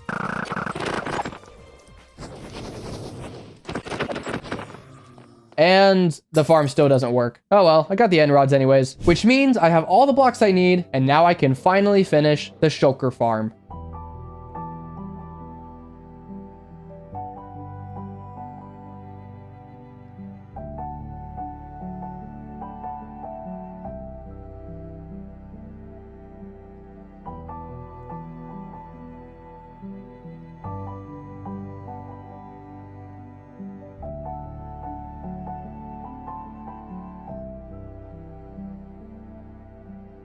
And now both halves are in place. The bottom is still a bit dark. I'll deal with that in a moment. But yeah, this is looking really cool. Look how big it is compared to the other farms. You know, I'll show the dog too. Look how big this thing is. I forgot to name you. I forgot to name this dog. Hold on. Many of you commented potential names for this dog last episode, and I went through all of them. I'm trying to get him up on the chest again. I went through all of them, and my favorite one was... I don't know why, I just found that really funny. Thank you to Stinky Gorilla for that name. On another note, I should probably add those end rods now and clean up this mess. Taking a quick trip to the nether because I need some leather. Yes, you're all very intimidating, I get it. And I'll need some empty maps. I need more emeralds. Good thing I have a bunch of paper. So now I can fill in the maps, lock them, and place them on the wall where I can now see all of the automatic farms I've built in the last 2 episodes. So now I have the original island, the transformed island, and now the farming district. If I build more farms in the city, I'll obviously update that map. However, I think 1 farm's enough for today. This is hardcore Minecraft, where my furnace array is kind of abysmal. So today, I'm testing some of Minecraft's fastest furnace arrays, starting with level 0. It's not even automatic. As the video continues, each smelter becomes more advanced, and by the end of the video, I will have answered the question, what is the best super smelter in Minecraft? To build these smelters, I need an area to build. Luckily for me, I have some room under my cliff. I guess I'll start back here and work my way towards the middle. Level 4 is where I start building what we typically refer to as super smelters. All I need is a line of hoppers, a line of furnaces, some more hoppers, and redstone to send the minecarts. So now if I put some items in these chests, the chest minecarts stop to pick up the items, and then they fill up the furnaces. Every furnace has the same... Every furnace has the same number of items, and the smelted items flow into this chest. But I can also do this with 16 furnaces, so now 2 lines of hoppers go into this chest, and that's pretty much the gist of it. Almost every furnace array works by sending minecarts across the furnaces, 1 for the input, 1 for the fuel, and 1 for the output. The problem is, how do you get the items to exponentially more furnaces? That's why for level 6, I have to use a different rail setup, although I am out of powered rails, so I need much more gold. And some quartz. By the way, you get more gold if you smelt the ore rather than using fortune. That also gives me an excuse to use the smelter. Doubling the size once again. Level 6 has 32 furnaces. I accidentally paused my recording, so here's a replay. Writing myself a note here because the minecart loading system doesn't quite work the same in this version. Well, that didn't work. Why is the redstone block not opening the gate? That's because these are meant to be slabs. Let's try this again. Release the minecarts, load items into the chests, and... they've each taken 32 items. That's... oh, I should not stand here. It seems to be working. Cool. All right. Level 6 is complete. Moving on to level 7, I once again need more redstone materials, and I'm out of wood. Okay, I guess I'm using the tree farm. Editor AGN here. I didn't know it yet, but I have to do so much AFKing in this video. So if you're wondering how I get bulk amounts of wood or redstone or whatever, I have farms for that. Looks like I have enough iron. I think this is enough hoppers, but I don't have enough gold or quartz. And that should be everything I need for this one. Level 7 has 64 furnaces. I've actually built this smelter before, not in like a hardcore series, just a regular world. It's a good design, but I have to keep tabbing out to watch the tutorials, so maybe a replay would be better again. I think this is the last of the redstone. Now here comes the part I'm not so excited about. I have to fill each one of these furnaces with a stack of coal, and this is obviously not enough wood for that. So I have to turn this wood into charcoal and then use the charcoal to smelt more wood that I'm turning into charcoal. And I need 182 stacks. Finally, I have all the fuel. Now I can put it in the minecarts and they should leave, which they are not. Wait a minute, I forgot about the fix for newer versions. That should work now. And these minecarts go here. Oh, That redstone block can't go there. There we go. Now the system should work. What's something I can smelt? Netherrack, that works. I should just put this in here. And look, it's going. It's going. I think it's working. Oh, there's the items. That should be everything. And that's it. All 7 stacks. All right, level 7's complete. Let's switch gears for a moment because last episode I found a woodland mansion and I'd like to have a totem again. I haven't had one for like 2 episodes now. I would just use a raid farm, but I feel like doing it this way is more balanced. I just got to get in, fight the evoker, and get out. Creeper. Aw, man. There's another one too. Oh, okay. I'm glad I had a chest plate on. What's up, Vindicator? Oh, okay. I thought they dealt more damage, honestly. But anyways, there's an evoker here. Just gotta get the totem. Okay, Vexes. Did that arrow just bounce off him? Trying to see if I can find another evoker. Oh, there's one. Can I just shoot him? Vexes spawned anyways. Darn it. Yo, where did that come from? There's got to be one outside or something. I don't see anyone. Oh, what the heck nah? I'm going to fly down here, see if the evoker's inside.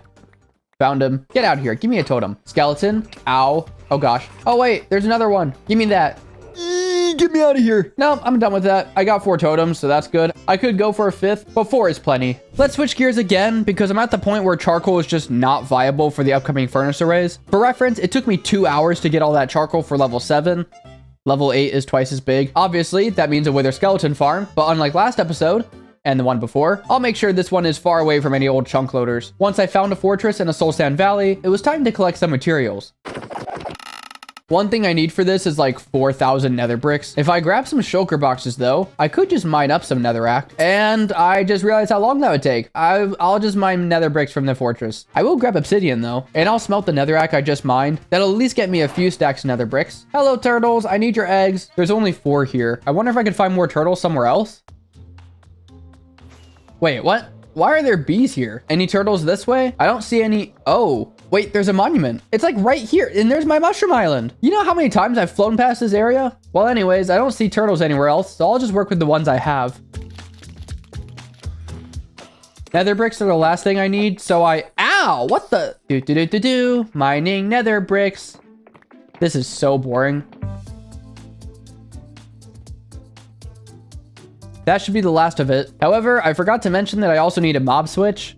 Yay. If you don't know what a mob switch is, it's where you fill up the hostile mob cap so no monsters can spawn. Normally, you would use zombie villagers, but I found a design that uses aggression instead. So, instead of painstakingly converting 70 villagers into zombies, I just need normal zombies to chase after a turtle egg. After finding a place far enough away to build it, I set up a chunk loader, with one side luring the zombies to the nether, and the other side luring them to a chamber. I can't do anything until it turns night though, and there is ice here. How is there ice in a plains biome? Might as well collect some since I'll be needing it later. That's pretty much the last of it. I got a full shulker box. Nighttime is almost here, so I'm gonna AFK to get all the zombies. Looks like it worked. I have to have like 100 zombies in there, so surely that means it works now. Bruh, really? Chicken jockey. The mob switch should work, so now I can build the wither skeleton farm. And no mobs. We're in the clear. I need to find an area to build, and I'm using a mod called Mini HUD for that. Basically, it shows me the bounding box of the fortress, and I can figure out where to build the farm. It seems like this is a good spot. To give you an idea of what 4,000 nether bricks looks like,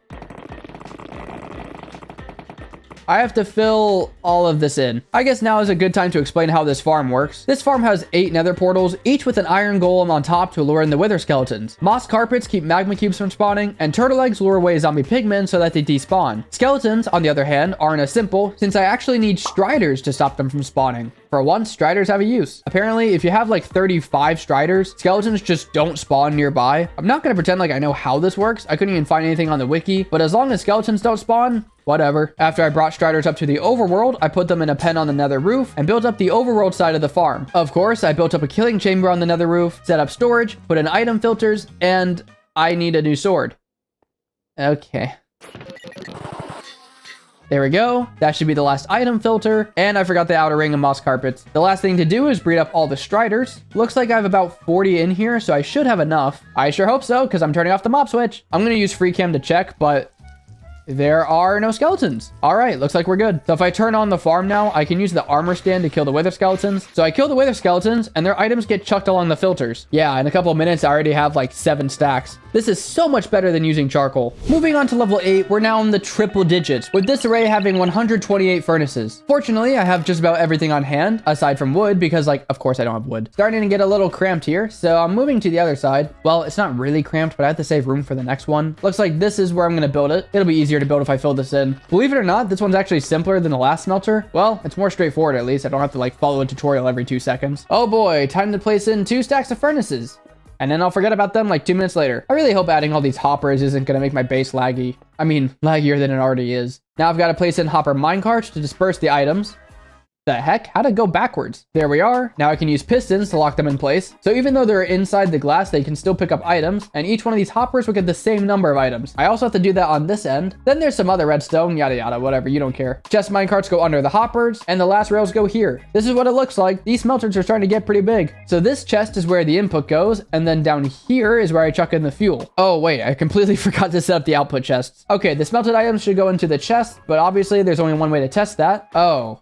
I still need fuel. At least this one doesn't need a stack for each furnace, which means this is really all the coal I need. Simply dump it all in here, put sand in the input chest, and the chest minecarts distribute the items. So every time that repeater clock cycles, the minecarts are sent out. Oh, there's no coal in the furnaces. Hold up. Why are these not going? Oh. Bruh, okay. Smelted items are getting dispensed. Good. And they're going in the output chest. Perfect. 8 stacks of glass in only a couple minutes. I'll take it. Level 8 is complete. All right, I'm ready for level 9. Good thing I don't have to build a farm again, right? Right? Yeah, so after AFKing the witch farm, stone farm, and tree farm, I realized I needed 967 powered rails, which is like 15 stacks of gold ingots. As much as I'd love to get that by hand, I think I'm better off building a simple farm for it instead. Don't worry, I'm not building anything crazy. That'll be next episode. All I had to do was dig out like 4 chunks, build a portal, and build an AFK platform. However, when I went to build the overworld side... Okay. Let's, I hope this works. It works! It actually works! Now that I had a working gold farm, I just had to sit here, kill the pigmen, and throw out the junk items. There were a lot of junk items. That should be all the gold I need, so I can craft my 15 stacks of powered rails. Oh crap, wait, do I not have enough sticks now? Imagine having enough gold, but not enough sticks. Hold on. I was gonna make a wood farm. I have 3 wood farms. I have 4 wood farms.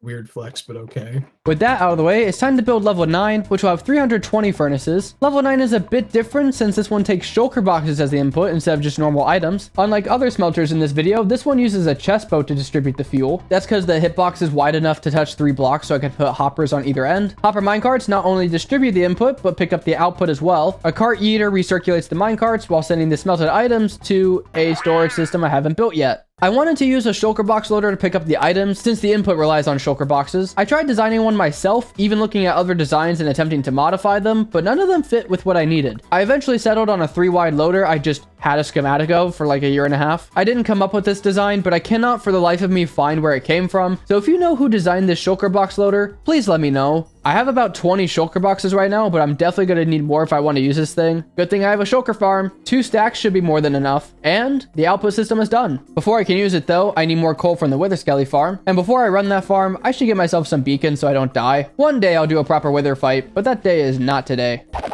And I need more obsidian. Beacons are now acquired, and the iron farm has plenty of iron. So now I can set up a few beacons for the gold farm, and some for the wither skeleton farm. Pressure plates might also be a good idea. Don't want anything spawning on this. But now that I have beacons, I can go AFK for a very long time. If this isn't enough coal, then I don't know what is. All right, that's the last of the coal. I'm gonna get a full shulker box of sand so I can test this thing out. There we go. I've got my box, and let's see if this thing works or if I just wasted the last 5 hours. Looks like the minecarts are going. Then they come back, and another one goes. Minecart number 4, and the chest boat's coming back. Looks like everything's working. Oh, wait, the items haven't been picked up. I didn't put enough minecarts down here. Whoops. Let me, go get more. Seems like the shulker box loader's working. Now there should be enough. I filled up both the dispensers, so they should be good. Oh.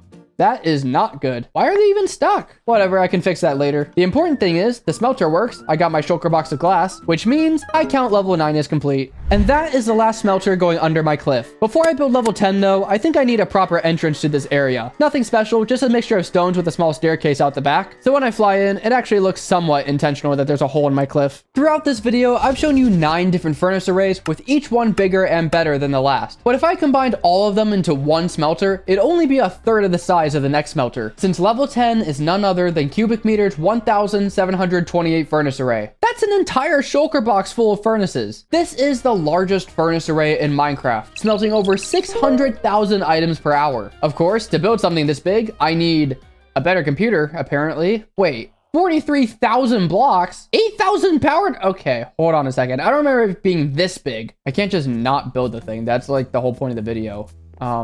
Genuinely, what am I gonna do? I thought this would be like a couple hours to get this stuff. I have to AFK like all night just for the redstone. Like the smaller stuff I have, that like this isn't a big deal. It's just messy. Dispensers are stupid. I need like 4 stacks of string, so that's gonna take for me forever to get all the spiders. Glow lichen isn't too bad. I can shear this. It's not like I'm low on honey, and it's not like slime balls are a problem. But I need like 3 shulker boxes full of pistons. I do not have the redstone for that. I hate AFKing because then I'm inflating my day count, but then there's really nothing else I can do. This is all my wood. I don't even have the composters I need. Like I literally can't do anything. Admittedly, I do that kind of stuff behind the scenes more often than I care to admit, but I just don't like AFKing in my world. If I say I survived 1,000 days, then I want to actually have been doing stuff in those 1,000 days, not just sitting in a box while a farm does everything for me. I mean, you could argue that I'm doing something by going back and forth to collect more bone meal to keep running the wood farm, but that's only for like 2 seconds. I read all the comments on my videos, so I know some of you don't like mods like FreeCam and Lightmatica, and I do try to take that into consideration. That's why I know some of you will be upset about me going AFK for so long, but I just can't do anything about it. There's no way I could get the resources faster by hand than I would by using the farms. After all, that's what the farms are for. It's probably not a big deal to most of you, but there's a lot that goes on behind the scenes of me questioning like my videos and how I'm doing stuff. By the way, don't set up your redstone like this. I don't even want to imagine how many redstone blocks I just lost. Listen, I know this was a big tonal shift in the video, but as bad as my upload schedule is, I at least owe you some transparency. Most of you aren't subscribed, by the way, so if you are enjoying my little rant and want to drop a like, please. And if you're not mad at me for any of that, I appreciate it. Although I did build a rail duper to get the 8,300 powered rails. I'm sorry, okay? Finally, I have everything. I spent more time getting resources. I don't even have room to hold everything. As you can see, all 40 whatever thousand blocks have been collected. Dirt, right there, you can see the dirt is where I want the smelter to be. That way it can fit on the map and it'll look cool. I don't think I've ever collected more items for a single build than I have in this video. I think it goes without saying, I'll be using Lightmatica for this one. This is about where I want it. Indubitably, there are trees in the way. Lighting this area up would also be a good idea. Looks like that's good now. Of course, I had to move these boxes down because I broke the tree they were on. 12 seconds later. I believe that is everything. So now it is time to build level 10.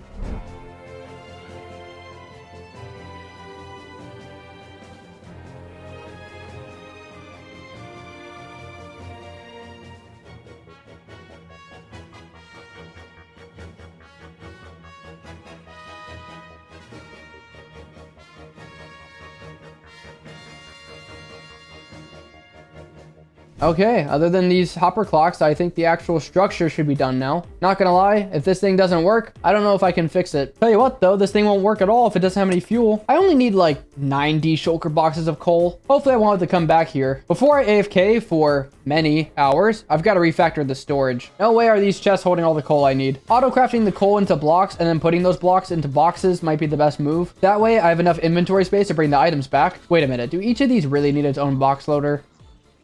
Probably not. Okay, 1 box loader for the auto crafters. Might have overestimated how fast this farm is. And as I went AFK, I passed a new milestone in my world. Wait, it's day 693. That's how many days I survived in season 1. I didn't think this would be the episode where I passed that. Wow. And that's day 700. And that should be enough AFKing. That was oddly even. How many nuggets? Did I ever explain that this has gold nuggets? Pigmen were coming through, so I changed the filter for that. 11 boxes of coal blocks is enough, I'm pretty sure. If it's not, then it's day 720. It better be enough. It's not enough. The reason why is each one of these needs a box of coal because these load up the chest mine carts that fuel the furnaces. And then this one you saw actually provides the coal that goes to those chest mine carts. But until this chest is full of shulker boxes of coal, I can't start the machine. Boy, this is fun. Here's 2 boxes and here's 3 more boxes. Just got to convert it into regular coal, put them in here, and I have enough coal. Next up on the list is empty shulker boxes, but those were the only 2 I had, which means another trip to the shulker farm. If this isn't enough, I don't know what is. 1, 2, 3, 4.5 stacks of shulker boxes. So they should all be in the hoppers. Oh, I've made a mistake. Okay, these all have about the same number of shulker boxes. However, despite me saying that it's the last time, I need to go back to the shulker farm. Surely this time it'll be enough. These should be the last shulker boxes. Almost forgot to reset these box loaders, by the way. Don't want to risk any of these being non-empty. By the way, I've also been putting hopper minecarts in the system as I go, since I've been running the iron farm whilst doing all this. I thought I had enough, but I forgot about this giant dropper line that's like 70 blocks long. Each dropper needs 9 minecarts, by the way. So what I've been doing is I've been crafting a bunch of hoppers, and then I just throw the minecarts on the ground. Then I just do this. Hope you can understand why I didn't include much of this part. And then I just fill up the shulker boxes. So right there was 9 shulker boxes of hopper minecarts, and then I pause my recording so you don't get to see the last 4 times I went back down to craft more. By the way, easy shulker boxes, best mod ever. I realized I could just do this and not place the shulker box down each time. Believe it or not, that was the last dropper. Oh my gosh, I actually filled them up. I know to you that was like 2 seconds, but for me that was like 2 hours. Oh, don't forget these. This is for the input system. So I have hopper minecarts for the input, hopper minecarts for the output, and then they just circulate around the... I'll show you when I test it. It'll be cool. Before I test it though, I had to add in some final touches. Lighting up the top, fixing chest minecarts, filling the composters for comparator outputs, resetting the shulker box loaders, realizing I messed up the input system. Wait, huh? It was just moving items, don't worry. A build like this is simply too big to cover every last detail. So if you want to know more about any of the redstone I've used in this video, I have links in the description to everything I've used. Except for that one shulker box loader. I can't for the life of me find where that's from. But that is everything. So let's see if it actually works. 12 shulker boxes of cobblestone, and I had to put in shulker boxes, not items. That light is on, meaning I have enough fuel. All I have to do is put the boxes in the input chest, and they get sent up into the system. There go the minecarts. That is actually really cool. I should probably not stand here. Furnaces are smelting. That's a good sign. Oh, right there, you can see one of the minecart boxes. So the minecarts go and put raw items in the furnaces, then they're sent to a cart yeeter, where they're then sent again to pick up the smelted items, put through another cart yeeter, and then those minecarts are sent back up to the top, while the smelted items get loaded into the shulker boxes at the bottom. This is so cool, look at this. Then they're sent off again. That is really neat. But more minecarts aren't coming. Why did they stop? I'm not sure, but I'll just send them off again. Are these good? Yeah, these are fine. It's a bit finicky, but we have more boxes than I put in. Okay, it looks like some pistons either broke or I dropped them in the system when I was building it and they just got flushed out. Looks like I'm missing some. Wait, no, it's right here. That should add up to be another box. Yes. So I got all 12 boxes of stone back, but I don't know why I messed up. Well, guess I'll try it again. I'm looking through free cam and I don't see anything that's wrong. Yeah, the shulker box loaders are working. There's some smooth stone and I got a box not filled all the way. Dude, what? Yet the other boxes coming in are full. And there's the 12th box. So I have 11 boxes full and 1 box not full. Pressing the buttons down here one more time, my guess is something got stuck like last time because it worked better this time around. And they're all completely empty. You know what? You know what? I give up. They're probably stuck in a furnace somewhere. I don't know. It mostly works. That's good enough for me. Boom! It's on a map now. It's the size of my farming island. Wow. Took 200 days to build that, by the way. This is hardcore Minecraft, where despite all the farms I've built in my world, my current gold supply looks like this. So today, I'm going to remedy that by building the most powerful farm in survival Minecraft, supplying me with not only gold, but also all of these items. But first, why do I have so much smooth stone? Oh, that's from last episode. Yeah. Oh, wait. That's right. I crashed out last episode because that thing wasn't working properly. Well, actually, it was working perfectly and it just had a few items missing, but I'm pretty sure... Yeah, they're in here. Yeah, there they go. You gotta admit, that's pretty satisfying. Like, come on. That's just cool. With that out of the way, let's talk about the build. I'm going to combine 2 designs. First, building Dash Plum 4's gold farm, where the items funnel into Potato Noir's piglin bartering farm. I'll explain more when we get to it, but for now, let's just start collecting the easy materials and work our way up towards the more difficult ones. So that's all the easy materials checked off. Now we're gonna move towards the medium ones, which will start off with string. I need to find spiders, and this area is not that good, but I at least gotta skip. This thing's actually stronger than my current bow.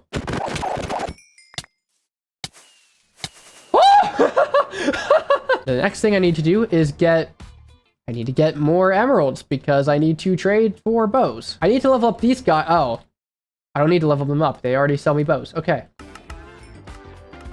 Another thing we need is the auto crafter. I also need some iron, and I don't have any iron. Luckily, I have some iron to craft these crafters. Is this enough? 17. That is enough. Oh, wait. I need iron blocks here, too. How many iron blocks do I have? 0. Okay, well, I can make some. I just crafted all of my warped wood into chests, and I needed 488 warped trapdoors. Come on, dude. I need a shulker box of glass. I have a shulker box of glass. What? You know what? I understand if you guys think I cheat now. Man, that was the most plot convenient shulker box I think I've seen. And now I need 12.25 stacks of black stained glass. It doesn't really need to be black stained glass, but I did kind of want it to be different colors so you could see the differences in the designs, like how they're combined. I have all the white dye I could possibly need right here. There's really no point in me going out and killing all these squid. I have a pen. I have an apple. Apple pen. I have a pen. I have pineapple. Pineapple pen. Apple pen. Pineapple pen. Pen, pineapple, apple, pen.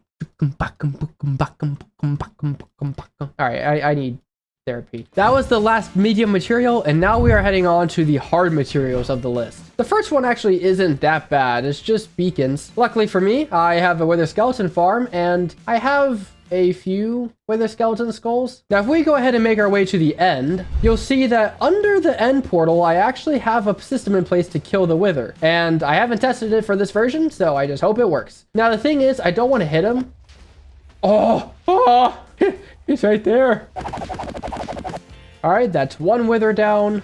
That's beacon number 2 and beacon number 3. Now let's go ahead and grab some obsidian so I can craft 3 beacons, and that is the first hard material done. Next up on the list is obsidian, and as you just saw, I have 14 left. I need about 10 more stacks. Oh, the joys of playing hardcore Minecraft. And that is all the obsidian done. The next material I need are some turtle eggs. Just like last episode when I built my wither skeleton farm, I need the eggs to lure zombie pigmen to a specific spot. Obviously, that spot is the killing chamber. In the recording, I lumped this in with the medium materials. That's why they were already in the shulker box when I crafted the beacons. But getting 19 turtle eggs was unproductive. It was like every time I bred them, they wouldn't lay eggs. I flew back and forth trying new things and building new enclosures, but it's as if they knew I'd be stealing their kit. Eventually, I built a pen that had some of the like naturally generated water for them to swim in, and for whatever reason, that made them finally start laying eggs. After about 20 minutes of sitting there, I had collected all 19 turtle eggs. If you know a good turtle egg to farm, you know what? I'm keeping that in the video. If you know a good turtle egg farm design, please let me know in the comments, because I don't ever want to do this again.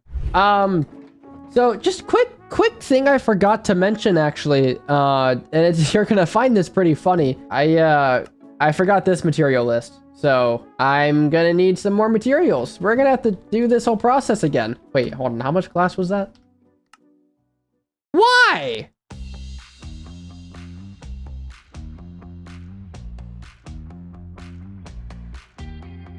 And that should be all of the glass. Let me just put it in the shulker boxes real quick. And using some white dye, I have, oh my goodness, I thought I was gonna like pop my totem there. Now I can just go ahead and change all of this glass to be white stained glass. So now I have all of the overworld materials for the farm, meaning the last item I need to collect is the magma blocks. If you've never gathered magma blocks before, let me tell you, it's not fun. Yes, you can insta-mine them, but you also have to avoid all the lava surrounding them. It's essentially a game of cat and mouse, where you're the mouse, the lava is the cat, and the magma blocks are the cheese. Not really, I just made that up, but if I add more words, you can see more clips of me gathering magma. 10,000 magma blocks, by the way. That's how much I'm gathering. And that is just about every material I need for this let's say shulker farm, and that is just about every material I need for this gold farm. However, there is one material I have yet to get, because the very last thing I need are shulker boxes. The storage for this farm is based on shulker boxes, so obviously I can't use the farm at all without shulker boxes. So time to AFK this thing again. And now on day 800, I finally have all the materials I need to build this gold farm. I really hope I didn't forget something, but I think it's fine. As far as where I'm going to build it, I think I'm going to build it over in this direction. This isn't bad. Yeah, let's say about here. This is pretty good. Now let's go ahead and place down all the shulker boxes. All right, here we go. I am very much scared for this. All right, this is my first nether portal. It's pretty cool. And then I just got to do like... So just for some context of how tall this farm is going to be, it's a little bit tall. All right, you're not supposed to be spawning yet, sir. Oh, wait a minute. You know what I should have done? I should have put my mob switch on. Oh, but then I have to AFK for a full night. Yeah, I'm not doing that. I swear, if I lose any of these turtle eggs, I might actually crash out. Get off, get off, get off.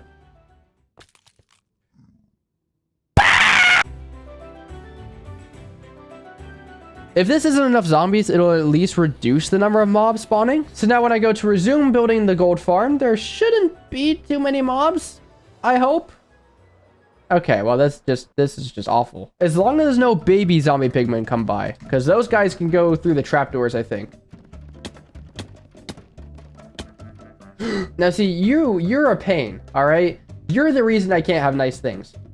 Oh, I cannot wait to farm these guys later. Oh boy, here comes the big step. So this is what one floor looks like, and now I get to do the same thing until I get all the way up there. Well, this will be fun.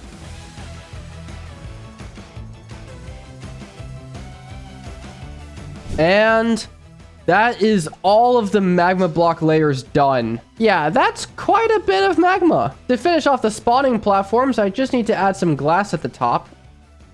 Oh yeah, that was cool. You gotta subscribe for that. And now the entire like spawning thing is done. The next thing I have to do is grab some string. I don't really know why there's a string barrier here, but there is, and I'm not gonna judge. I'm just gonna do along the side of the string. Along the side of the string, I need to place a giant slab of glass. Okay, that is this entire glass platform filled in. Now, the next part of this is doing the overworld side. So, if my portal is way over there, I think I actually want the storage to be over this way. I need to take the coordinates of this block, and then we need to multiply those by 8. So those are the coordinates I need to go to. Negative 2600, negative 1320. It's right here. I'm gonna use a very unconventional block to build up with. You guys ever look at the F3 screen and wonder what all these things are? Like, I have no idea what noise router, biome builder, SC, like what are these? Anyways, my feet are at 179, so that's good. So I need to build a portal that's facing north-south. I already messed it up. No, it's supposed to be facing north and south. My blocks need to be east and west. No. I should also make sure that this portal actually works, because if it doesn't work, that kind of ruins everything. It works. Now, you know, I think Dashpum is a great creator. I think one thing that isn't so cool about this design is that you see this glass I just placed? I'm on, you know, Y181, which is pretty high up, right? It has to go up to Y316. I really hope I brought enough glass for this.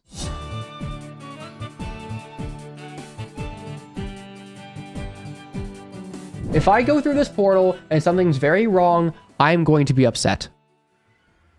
Okay, that's fine. But I do have to break it, though. With the overworld side built, now I can start building the killing chamber. Please, please, please, please, please link to the portal. Ah, it does. It does. It's so good. Now I'll bridge about 32 blocks this way. This will be my access portal. I'm going to light this one, and then I will regret my life decisions to make this out of magma blocks. And then I need to bridge out 2 more blocks this way, build another portal here. And I think if I go through this one now, it should link up to my, what he calls the access portal. Good. Making a quick pit stop over to the powdered snow biome area. Yeah, man, I really am great with words, aren't I? I had grabbed as many as I did because I thought I'd be using the one from the second farm, but I'm actually going to be using the powdered snow from the original first farm. Let me go ahead and make a little platform here. Okay, now I need to go ahead and break this portal, place a stair, place a dispenser, hopper, chest, craft 11 boats, dispense said boats, and then I relight the portal, break this portal, align the boats this way, push the boats once more, push the boats once more, break the bottom, light, and I just do the same thing over again. Now I just very carefully place the powdered snow. Okay. Okay, just break these 2 bottom obsidian, push them over here, and then I gotta break this because I actually want this obsidian back. Make that spawn-proofed, destroy the access portal and the bridge, and this portal too. And just when I thought things were going smoothly, guys, according to Dash Pump's tutorial, I need 1 more turtle egg, and I would have had it if it hadn't broken in there. But Potato's design doesn't have one, so maybe I don't need one. What if I just place the armor stand on the fence and do it without that, you know? Maybe it's just precautionary and I don't actually need it, you know? It's fine. I'm sure that works. And then, look, I can still hit it here. I'm sure it's fine. We are going to just simply move on to the next step, which is the actual bartering farm stuff. I'm sure it's okay.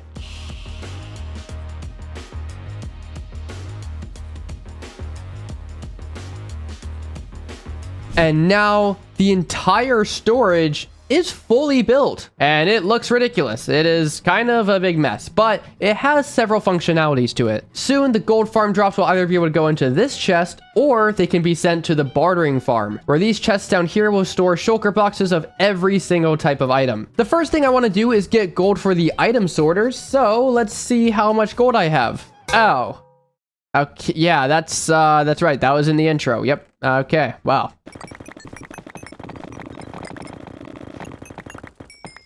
All right, that's got to be enough. So if I look at how the system works, we have crafters along the edge except for this last one, because this last one will be for gold ingots. The thing is, if I put a stack in there, that's great and all, but it's not enough. Obviously, there's empty slots. So that's where everyone's favorite tool comes in. Do I do gold shovels for the sake of it? No, I'm not going to. That's right, everyone. Wooden shovels are playing today. So I just need to fill every single one of these bottom hoppers with a stack of each gold item. And then we can follow up with some more wooden shovels. There we go. Now I can take my gold nuggets and the gold ingots, and I believe I just put 1 item of kelp in each slot. If I turn all this gold into nuggets, this first one will go down to 18, but this one will stay at a stack.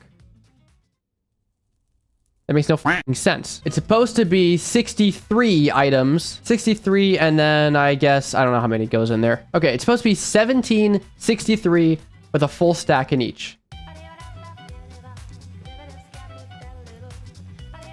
After a little bit of difficulty, I think all the item filters are now sorted out, and I kind of want to test what happens if I were to get a bunch of gold nuggets into the system. So let's go ahead and turn the system on real quick, and we will keep it in gold mode. So if I were to just toss some items in here, they get pushed around, and they just get slingshotted, dude. That was the most violent slingshot. Wow, it really just skipped over that one entirely. Let's try it again with more items this time. So if I put a shulker box here, it starts to fill up with gold blocks. Good. Okay, that works. All right, so we have the gold farm section working. Now it's just a matter of getting the bartering farm working. Obviously, we're gonna need the piglins for this, so let's go get some.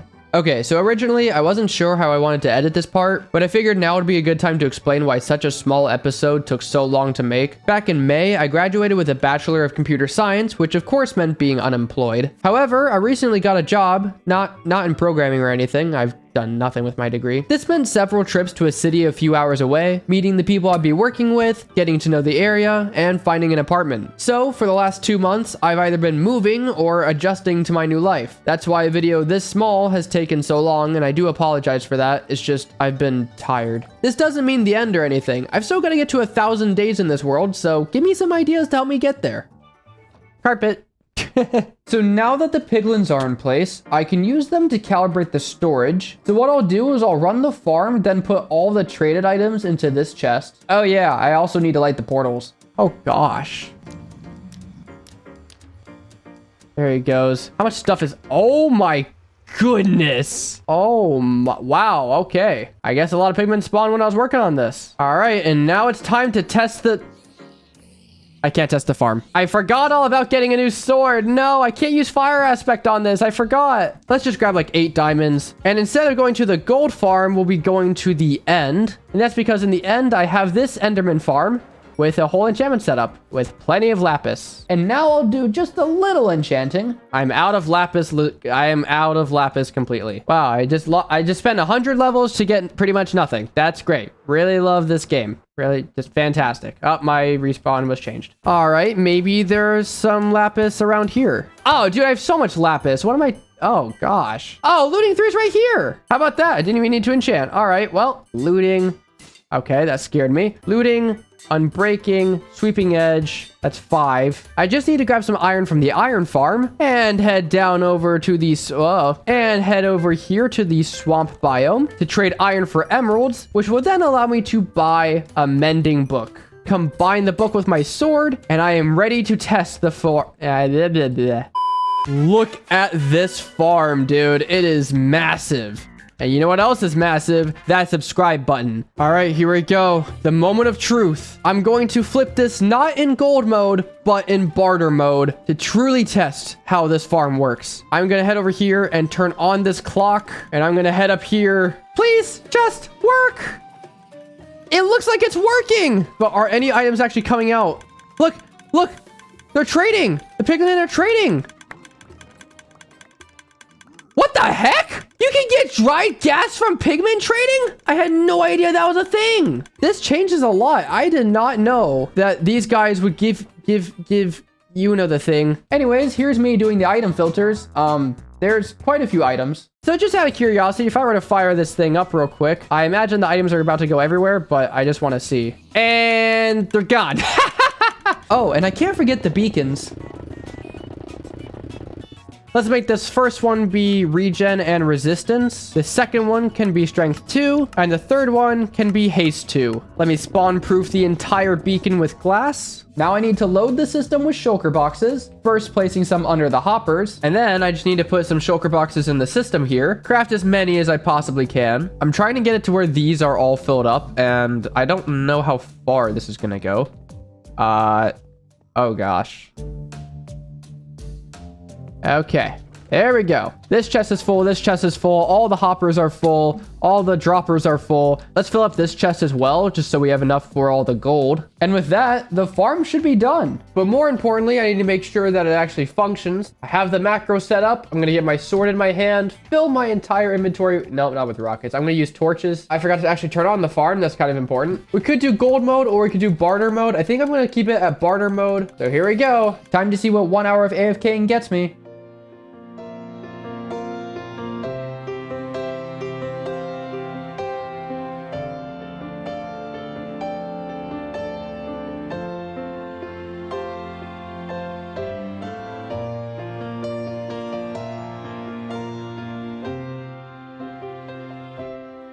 All right, it's been about... Are you serious? All right, let's see how much stuff we have. Every single one of these shulker boxes has something, so let's check out the books first. All right, well, we have some books. What about the potions? Oh my goodness, dude. I don't think I'm ever gonna need fire res potions ever again. Oh my goodness. Any other boxes? Oh, we have a box of... We have a box of quartz. Oh, this is going to be the best feature. Soul sand, nether bricks, 3 boxes of spectral arrows, dude, and gravel and blackstone. Wow. So in case it wasn't obvious, the farm completely works. It is fantastic. This is like the most overpowered farm I think I've ever had. Like this is crazy. It is now day 826 and I'm signing off. I'm done. Bye. I'll see you next episode. This is Hardcore Minecraft, where, while editing my previous episodes, I have discovered this massive cave. Considering that the Copper Age update came out not too long ago, I want to turn this area into a giant mining village, making use of the new copper golems. But first... Well guys, it's been 800 days into this world and I finally have a good bow. So like I said in the intro, this is quite a big cave. Look at this thing, dude. It's like it never ends. I'm really only doing the entrance to this cave because I'm employed. Anyways, the first thing to do is clear out the jungle. I'll probably clear it out to be in line with the super smelter. I think the last time I did this was episode 3. This should be the last of it. Wait, no. This should be the last of it. Okay, this should be the last of it. Now we have the entire area cleared out, and this should give us easy access to inside the cave. Before that though, I would like to set up the grounds above ground. That made sense. It's a two-part project, like I said, so even though I'm doing the cave this episode, I want to at least lay the foundation for what I'll build next episode. Instead of just grass blocks, I want the ground to be comprised of dirt, coarse dirt, and packed mud. Savanna biomes are already pretty ugly, so I'm sure the villagers won't mind if I take some dirt from here.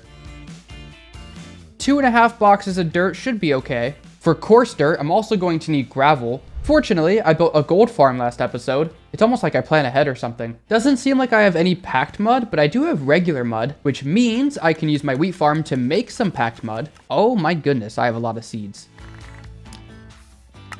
Oh, wait, it's 1 and 1. I thought I was gonna get double. Well, time to mine some mud.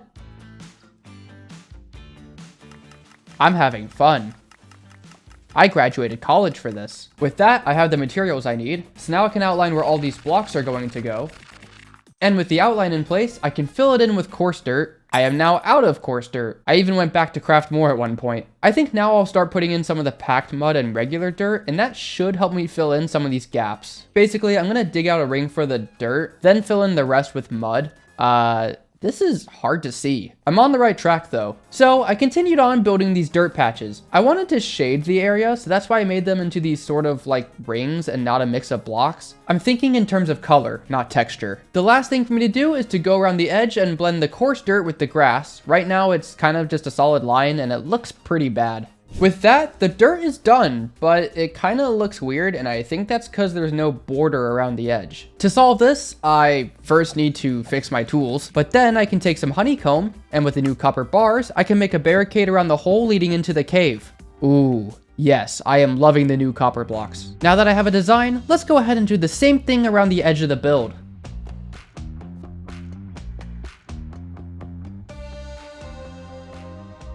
And with that, everything above ground is done, which means we are heading down into the cave to work on the mines. There are 3 main components to this build: the minecart tracks, the cave itself, and the workers. For now, let's just worry about the minecart tracks, and I'll explain the other parts later on.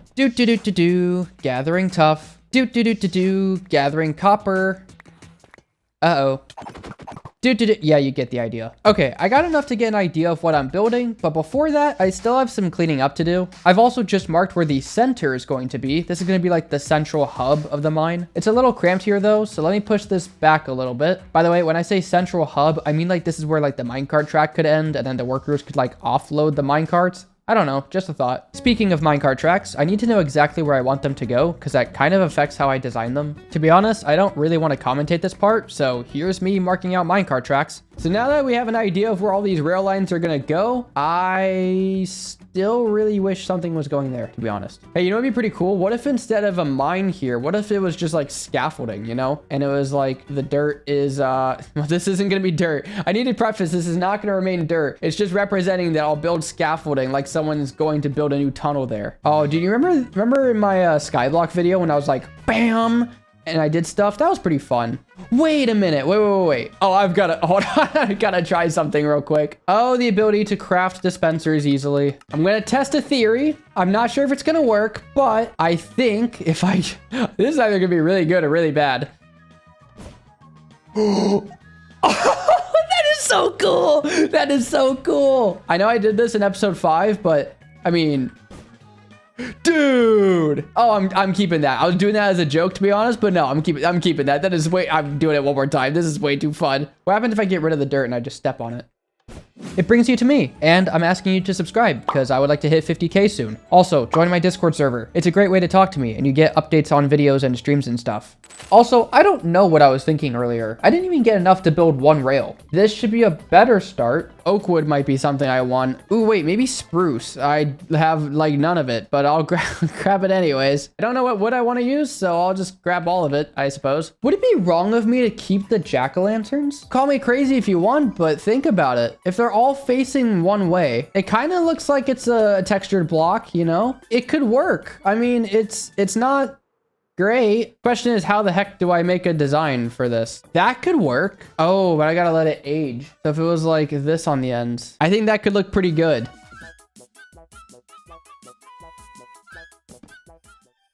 Oh, I forgot about these guys. Oh, that totally ruins. Wait, hold on. What if I did this way? Okay, I can still kind of do it. Oh, Oh, I'm so sorry. I'm so sorry. I feel so bad. We can't really use the jack-o'-lanterns then if I want to put copper underneath. Otherwise, I'd have to scaffold and place them all under the rail lines, and I surely wouldn't do that, would I? I said I surely wouldn't.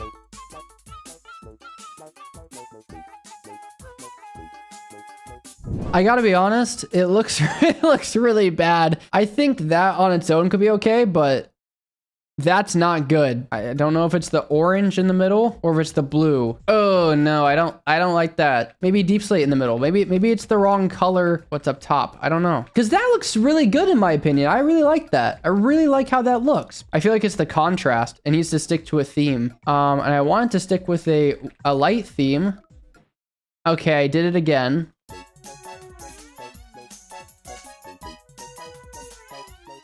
Okay, I think we have a design. And how does it look from the top? Oh, we still have that issue. Let me grab some deep slate real quick. I think that's gonna fix our issue in the middle. Oh, that totally fixed it. That's exactly what it needed. We have a design. And it only took me like 2 hours.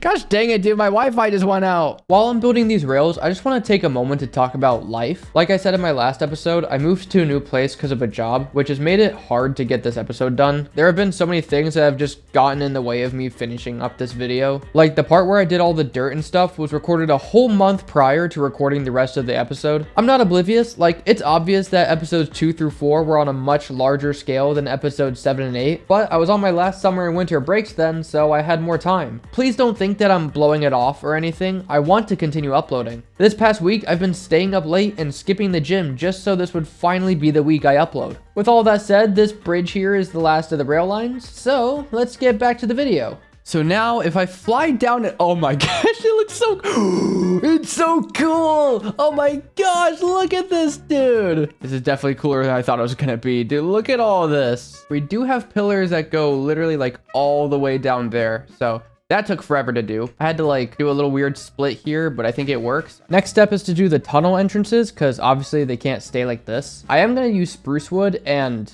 I didn't mean to craft all that. But if I can craft some wood stuff and grab stone, I want to shape the cave to where it's just a one wide track. So we'll have this sort of effect. With that in mind, I can design an entrance into the tunnels. And I would say that looks pretty good. But I'm out of spruce wood, so I got to get more at the tree farm. Also, I swear they changed the explosion animation because it looks so smooth now. 3 stacks should be fine. How does it look if I replace the jungle with spruce?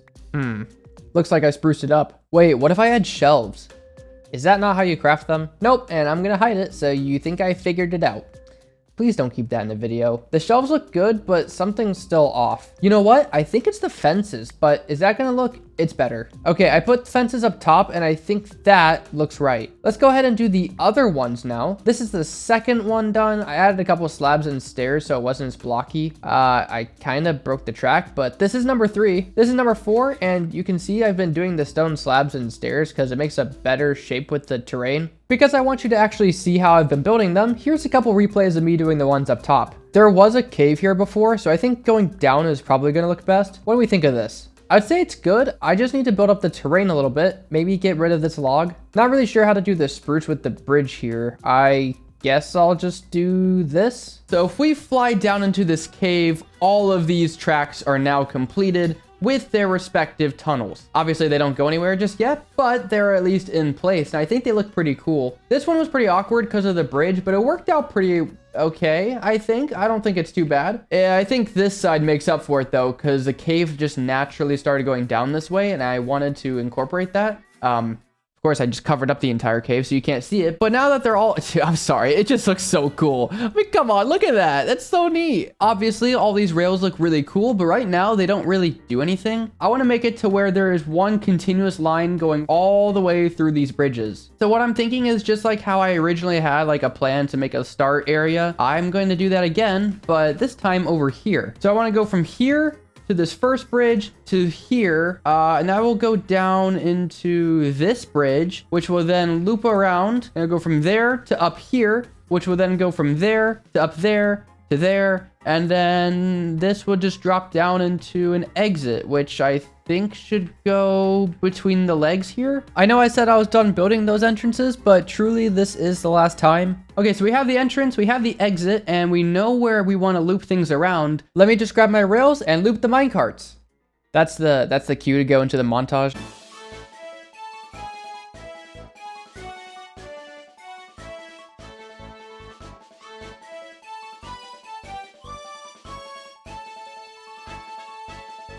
Ladies and gentlemen, boys and girls, it is time to see if this minecart track works the way I hope it does. Right now, I have the lever set to turn back to the beginning, and we're gonna see if this works. I have a piece of stone in my hand, so that's probably a good sign. Yo, this is so cool. Now we're heading down into the next bridge, heading through the cave. All right, here we are in the second bridge. Man, that is a nice looking beacon. Heading back into the stone, reaching up to the third bridge now. Here we are at the top. It's kind of hard to see anything off the bridge, but at least it's pretty cool looking, I guess. Working our way up towards the top. This is the top bridge. We're almost at the surface. And now we drop all the way back down. Oh, and we reach the end. It actually works, dude. It actually works. Oh, if only I knew what pain lied ahead. Is it gonna work with the copper golem by any chance? All right, I will take your chest from you, good sir. I apologize. I'll put it right here, okay? All right, have fun. Oh, there he is. And he's going in there. He should be coming out of here right now. All right, what's up, little dude? And will he come out of there? Yes, he will. And he'll be making his way over to that hole right there. And there he goes. Now, here's the real question. Did he just, like, die on the way down? Or is he gonna make it out the exit? He made it out! It works! Now all I gotta do is add more. Get in the minecart. Get in the minecart. Get in the minecart, bro. No. Come back here. I didn't want that. No. Go, go, go, go, go. I should be seeing a caravan of... How did these guys get like this? Wait, what? What is actually going on here? What did I just see? What did I just see? Get in the mic. No, stop. Stop. Stop. Go. Okay, they're off. They're off. And they're back. What just happened? And we have 4 minecarts like inside each other. What just happened?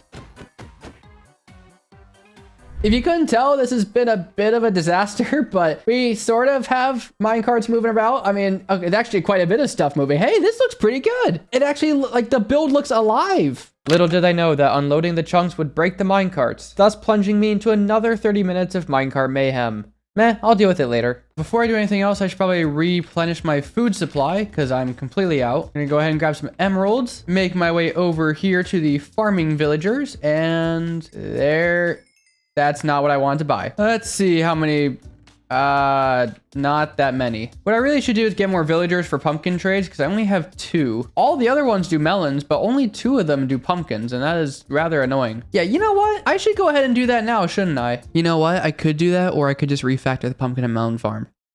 Because there's no guarantee that So that should cover the pumpkin and melon farm. I should be getting more melon slices now, so that should balance that out. However, if I do recall correctly, I believe I am missing some villagers. Oh, okay. Yeah, that's an issue. I thought I was missing some villagers from the mangrove section, but it seems like everything's okay. Wait a minute, what about the fishermen? Oh, yeah, these guys are all dead. Okay, well, that's not great. I bet he came over from this side and navigated towards there. I think if I just dig this out, this should fix my problem here. That should work. It looks a little janky, but it's okay. But I don't remember how I got villagers over here. How did I... Minecarts, dude. I'm so dumb. Swamp villagers. There you are. Oh, wait. I need these guys too. I know this one's gonna be harder, so I'm just gonna get it out of the way now. And there's already villagers in here. I planned ahead? Me, of all people? I planned ahead? Oh, I forgot the minecarts. I did not plan ahead. Moving villagers isn't anything special. I did it back in episode 2. It was literally just moving them through the nether and making a track into their house. Same story with the windswept villagers, except it was even easier. Maybe next time I'll use the happy ghast. With that done, I can finally get rid of this guy that's been sitting here for the last 5 episodes.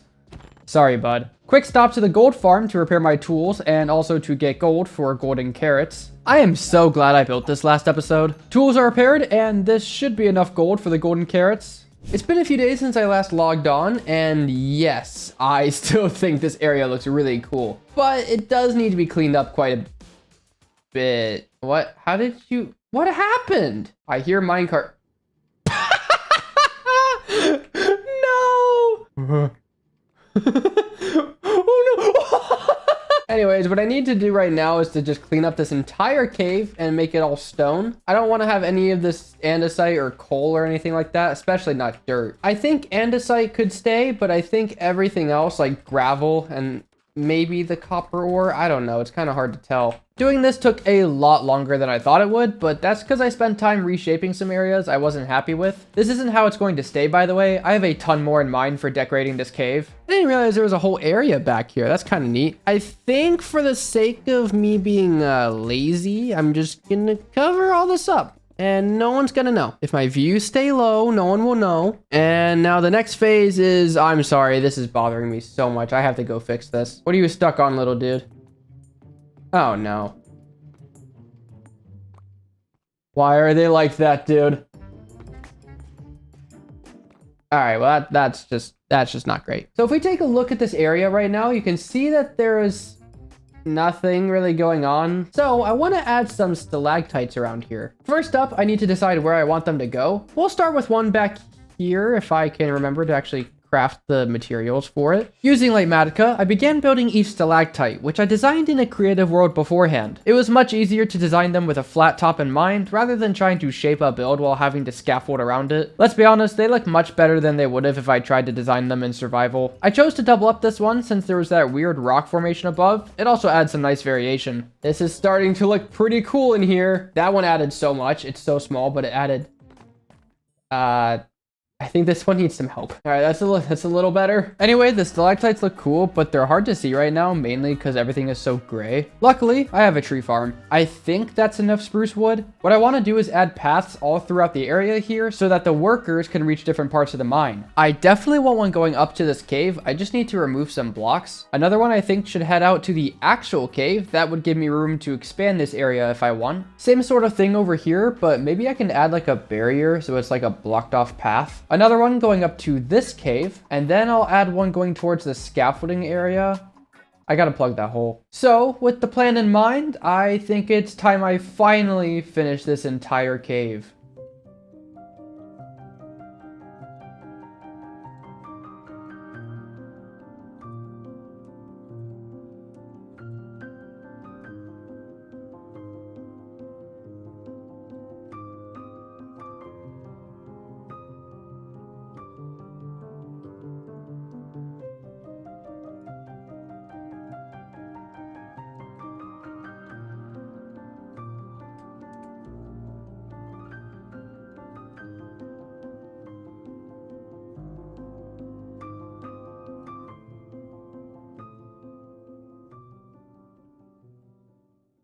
So now we have the entire cave textured, and I gotta say that took so long. Like, it's day 884, and that it felt like it took forever. I guess it probably didn't take that long, but for me, it felt, I don't want to do it again. I'll put it that way. This grass has been bothering me, so let me spend a second to get rid of this. There we go. That should be all of the grass blocks covered up now. That looks a lot better. But guys, look at this cave. It has paths, it has scaffolding, it has barricades. I'm happy with almost everything in this cave. Notice that I said almost everything because there is one thing that I'm still not happy about, and that is the minecart situation.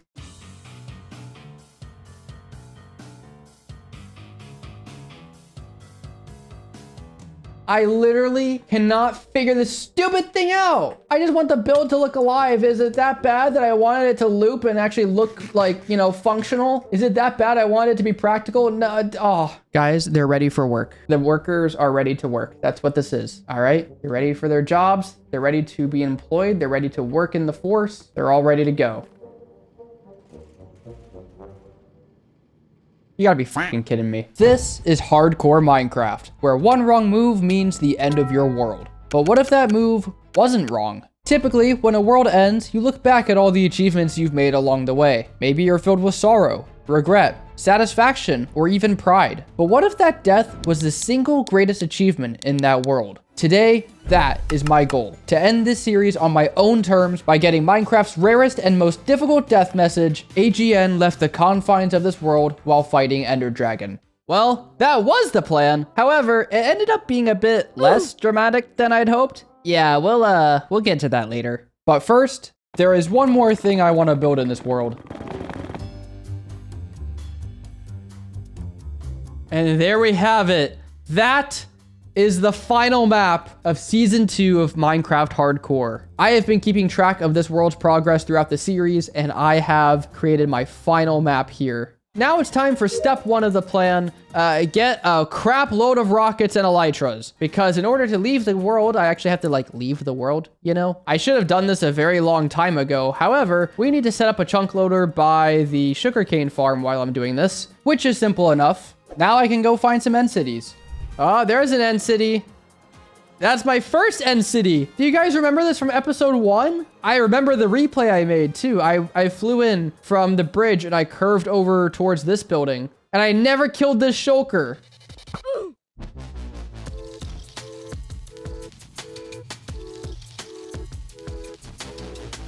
I think that's enough elytras. And in all of that time, the sugarcane farm, I mean, it's been like 45 minutes, so I can't imagine much.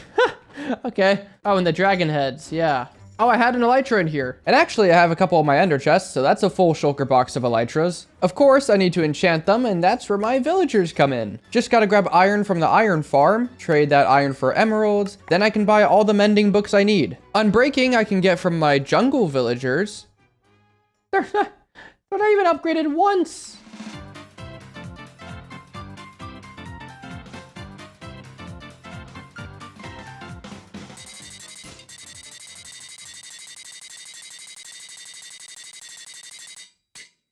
And just like that, I now have 24 elytras that are fully enchanted. Including those two, it would be 26. Hey, 27 if you include the one I have on. Well, that was eventful. Thank you, Sugarcane Farm. You are so helpful. Time to go to a faster farm. I don't exactly remember how I configured this last time. How did I do it? Oh my... Okay. That's already 4 shulker boxes of gunpowder. Let's go ahead and AFK for the rest. While I was AFK, I checked the original video and realized that this farm only makes 790 gunpowder per hour. So, after adding a few more chests, I instead went AFK at my creeper farm. This thing has been here since episode 1, by the way. Well, I hope this is enough gunpowder, and, that's it. And all that, really? Yeah, that only got me 3 boxes of rockets, which means it's time for me to build another sugarcane farm.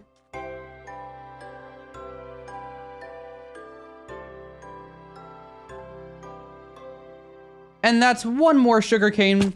Ow. Well, we now have one more sugarcane farm in the world, and it's all within one chunk, so this should keep the farm loaded. Now we can begin step 2 of the plan, trapping the ender dragon. Remember when I said that my death would be less dramatic than I'd hoped? Yeah, this was the I'd hoped part. We're gonna take a bunch of leaves. Now I need to build straight up and connect a bunch of pieces of endstone with leaves. These are very specific blocks that'll trap the dragon in place. Now here comes the part I'm not so excited about. Now I need to fly around and get rid of all the crystals except for one.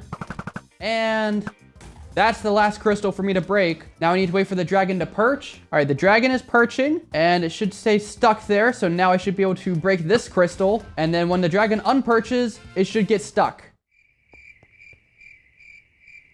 I said the dragon should get stuck. Oh, yes. So as you can see, the dragon is completely stuck. Now, in theory, when I update this observer, the flying machine should start pushing the dragon towards the outer end island. It's working! Yes! Okay, well, the dragon stopped moving. That's not perfect. We could maybe work with this, though. Okay, I have a strange theory. Maybe the dragon is just weird. Like, maybe this is just a strange dragon. I think I might have to get a second dragon. This one's being very annoying. Attempt number 2. I have a different plan this time, and it involves not doing what I just did. Don't follow me, Enderman. Don't freak me out like that. Got rid of that crystal. Perfect. Yes, that is a good position. I like that. Now I should be able to move the dragon.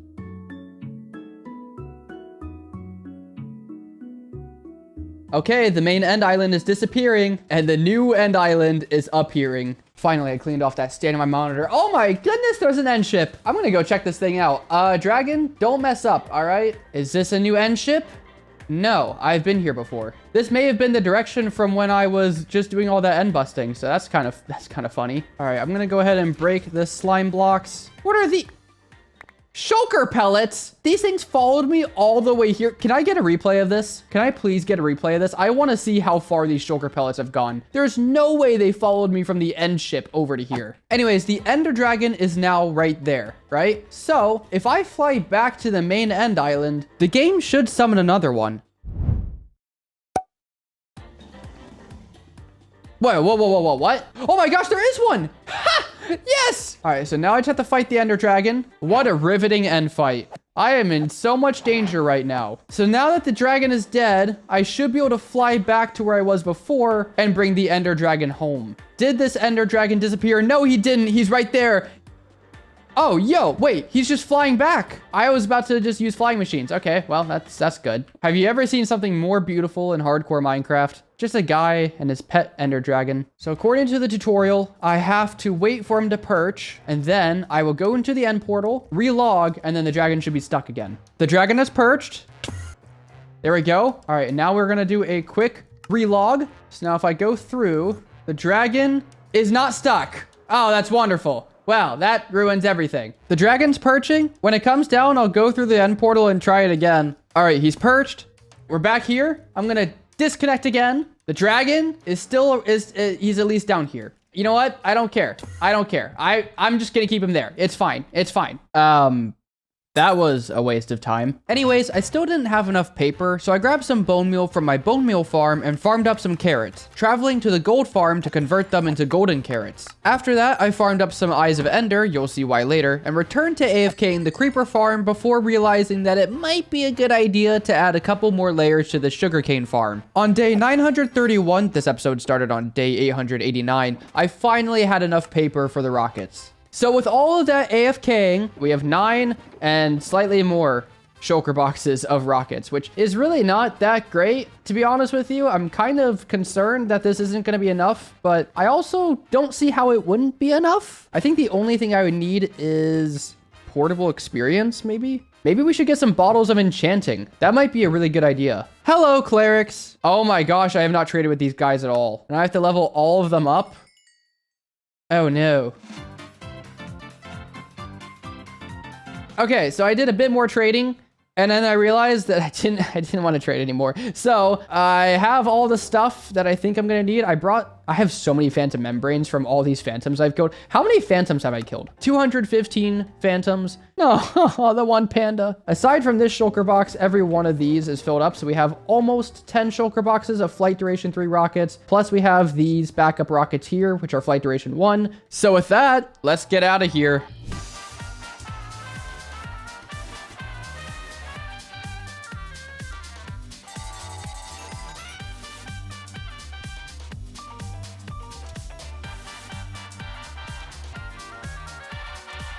And now we are here, is what I would say if we were 500,000 blocks that way. Yeah, we did not make it at all. I mean, I am great on rockets. I have so many firework rockets. It's just my elytras, I should have just gotten more elytras, dude. I could repair one to go a bit further, but all my levels are gone now. So we are about to, I can't imagine how far this is going to be. Oh my goodness, we are 25.5 million blocks away. Have you guys ever mined diamonds that are 25 million blocks out? Oh my gosh, there's more right here. Huh, look at that. I really need to get out of here.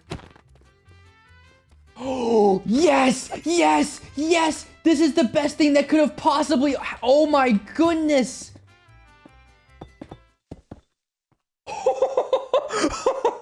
I can't believe that, dude. Oh yeah, that's where the diamonds were. No, I was being dramatic. My sense of direction is just awful. I thought the skeleton spawner was like way up there, but okay, I guess I just did a big loop. Oh my, wait, dude, this is a zombie spawner. So up here is a skeleton spawner, and then down there is a zombie spawner. Guys, I think I know how I'm gonna repair my elytras.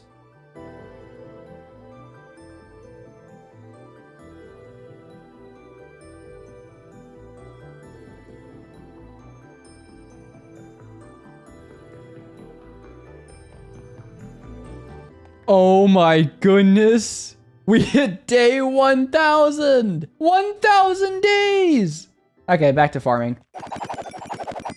Okay, this should be enough to take me to the world border. If you're wondering why they're green, that's because I installed a mod called Inventory Profiles, which should automatically swap the elytra for me when it's broken, and it works with rockets. This will help the flight be a bit more efficient, as I've already spent over 20 hours flying to the world border at this point. Trust me, sitting in a chair, not being able to do anything other than look at my inventory is not very fun. Here we are, 3.75 million blocks. That takes us to 30 million in the overworld. Wow.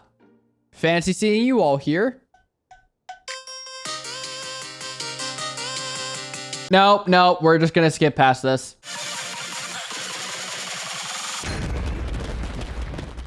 We're here. Oh. Whoa. Look at that, dude. You know, I only used up like half my rockets during all of that. If I head out here and place a dispenser, and let's just break that. If I put a boat in here, the boat is gone. There we go. Oh my gosh. Wait, what happens when I get out? Wait. Oh, I can't get in the boat anymore. So I get to about this point, and this is when I start taking damage. After messing around for a bit with the dispenser and digging myself a hideout when it turned night, I set my spawn here at the world border. The game plan is simple. Go into the end, have the dragon hit me when I'm low on health, walk into the end portal, then use the boat to travel beyond the world border, which would then give me Minecraft's rarest death message. All I had to do now was simply find a stronghold so I could use the end portal to get back to spawn. And because I'm lazy, I'm gonna go use chunk base to find a stronghold because I don't want to fly around aimlessly trying to find one. Hold on a second. Oh my gosh. I can't use the stronghold to get back. I thought it was like the other structure. I forgot about, I knew this. Why did I forget this? Well, time to repair the elytras.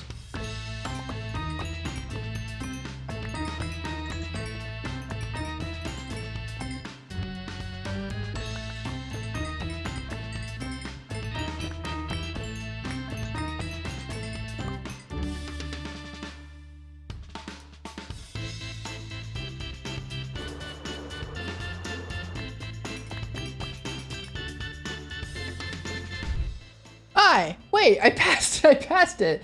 I went too far. Oh, look at that. We're back. It is day 1097. I've been gone for quite a while. Hey, just real quick, I've spent a lot of time on this video, so if you're enjoying it, please check to see if you're subscribed. I quit my job to do YouTube full time, and I'd love to reach 100,000 subscribers this year. Thank you so much, and now back to the video.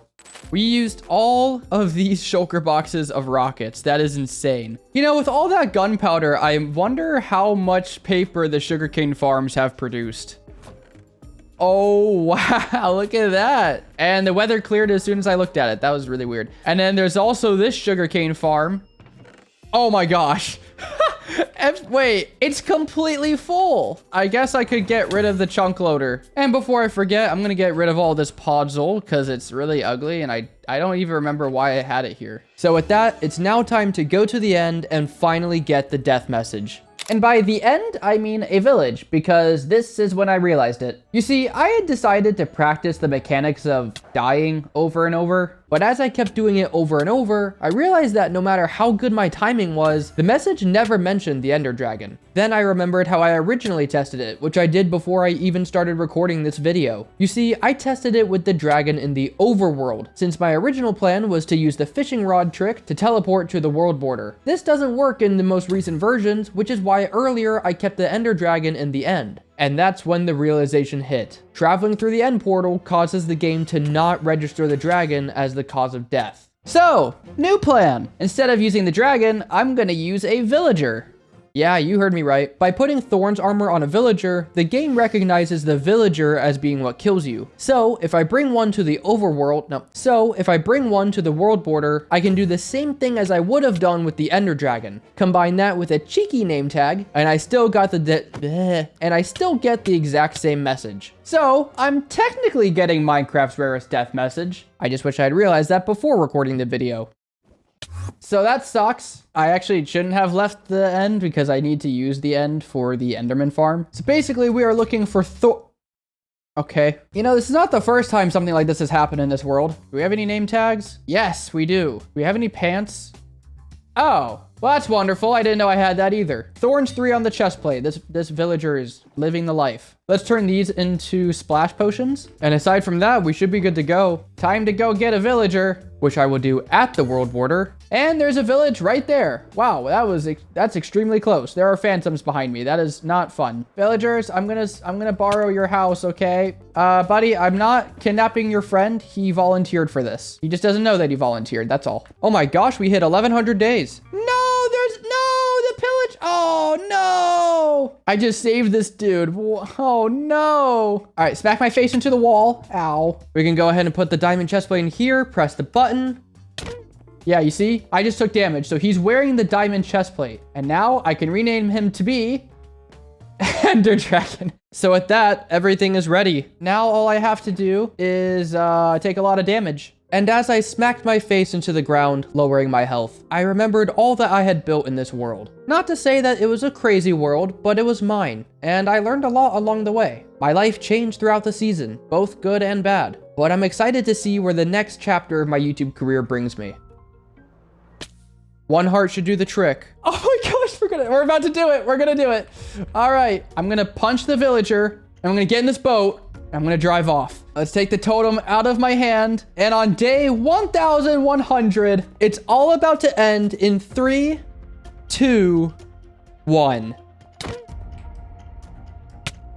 Yes!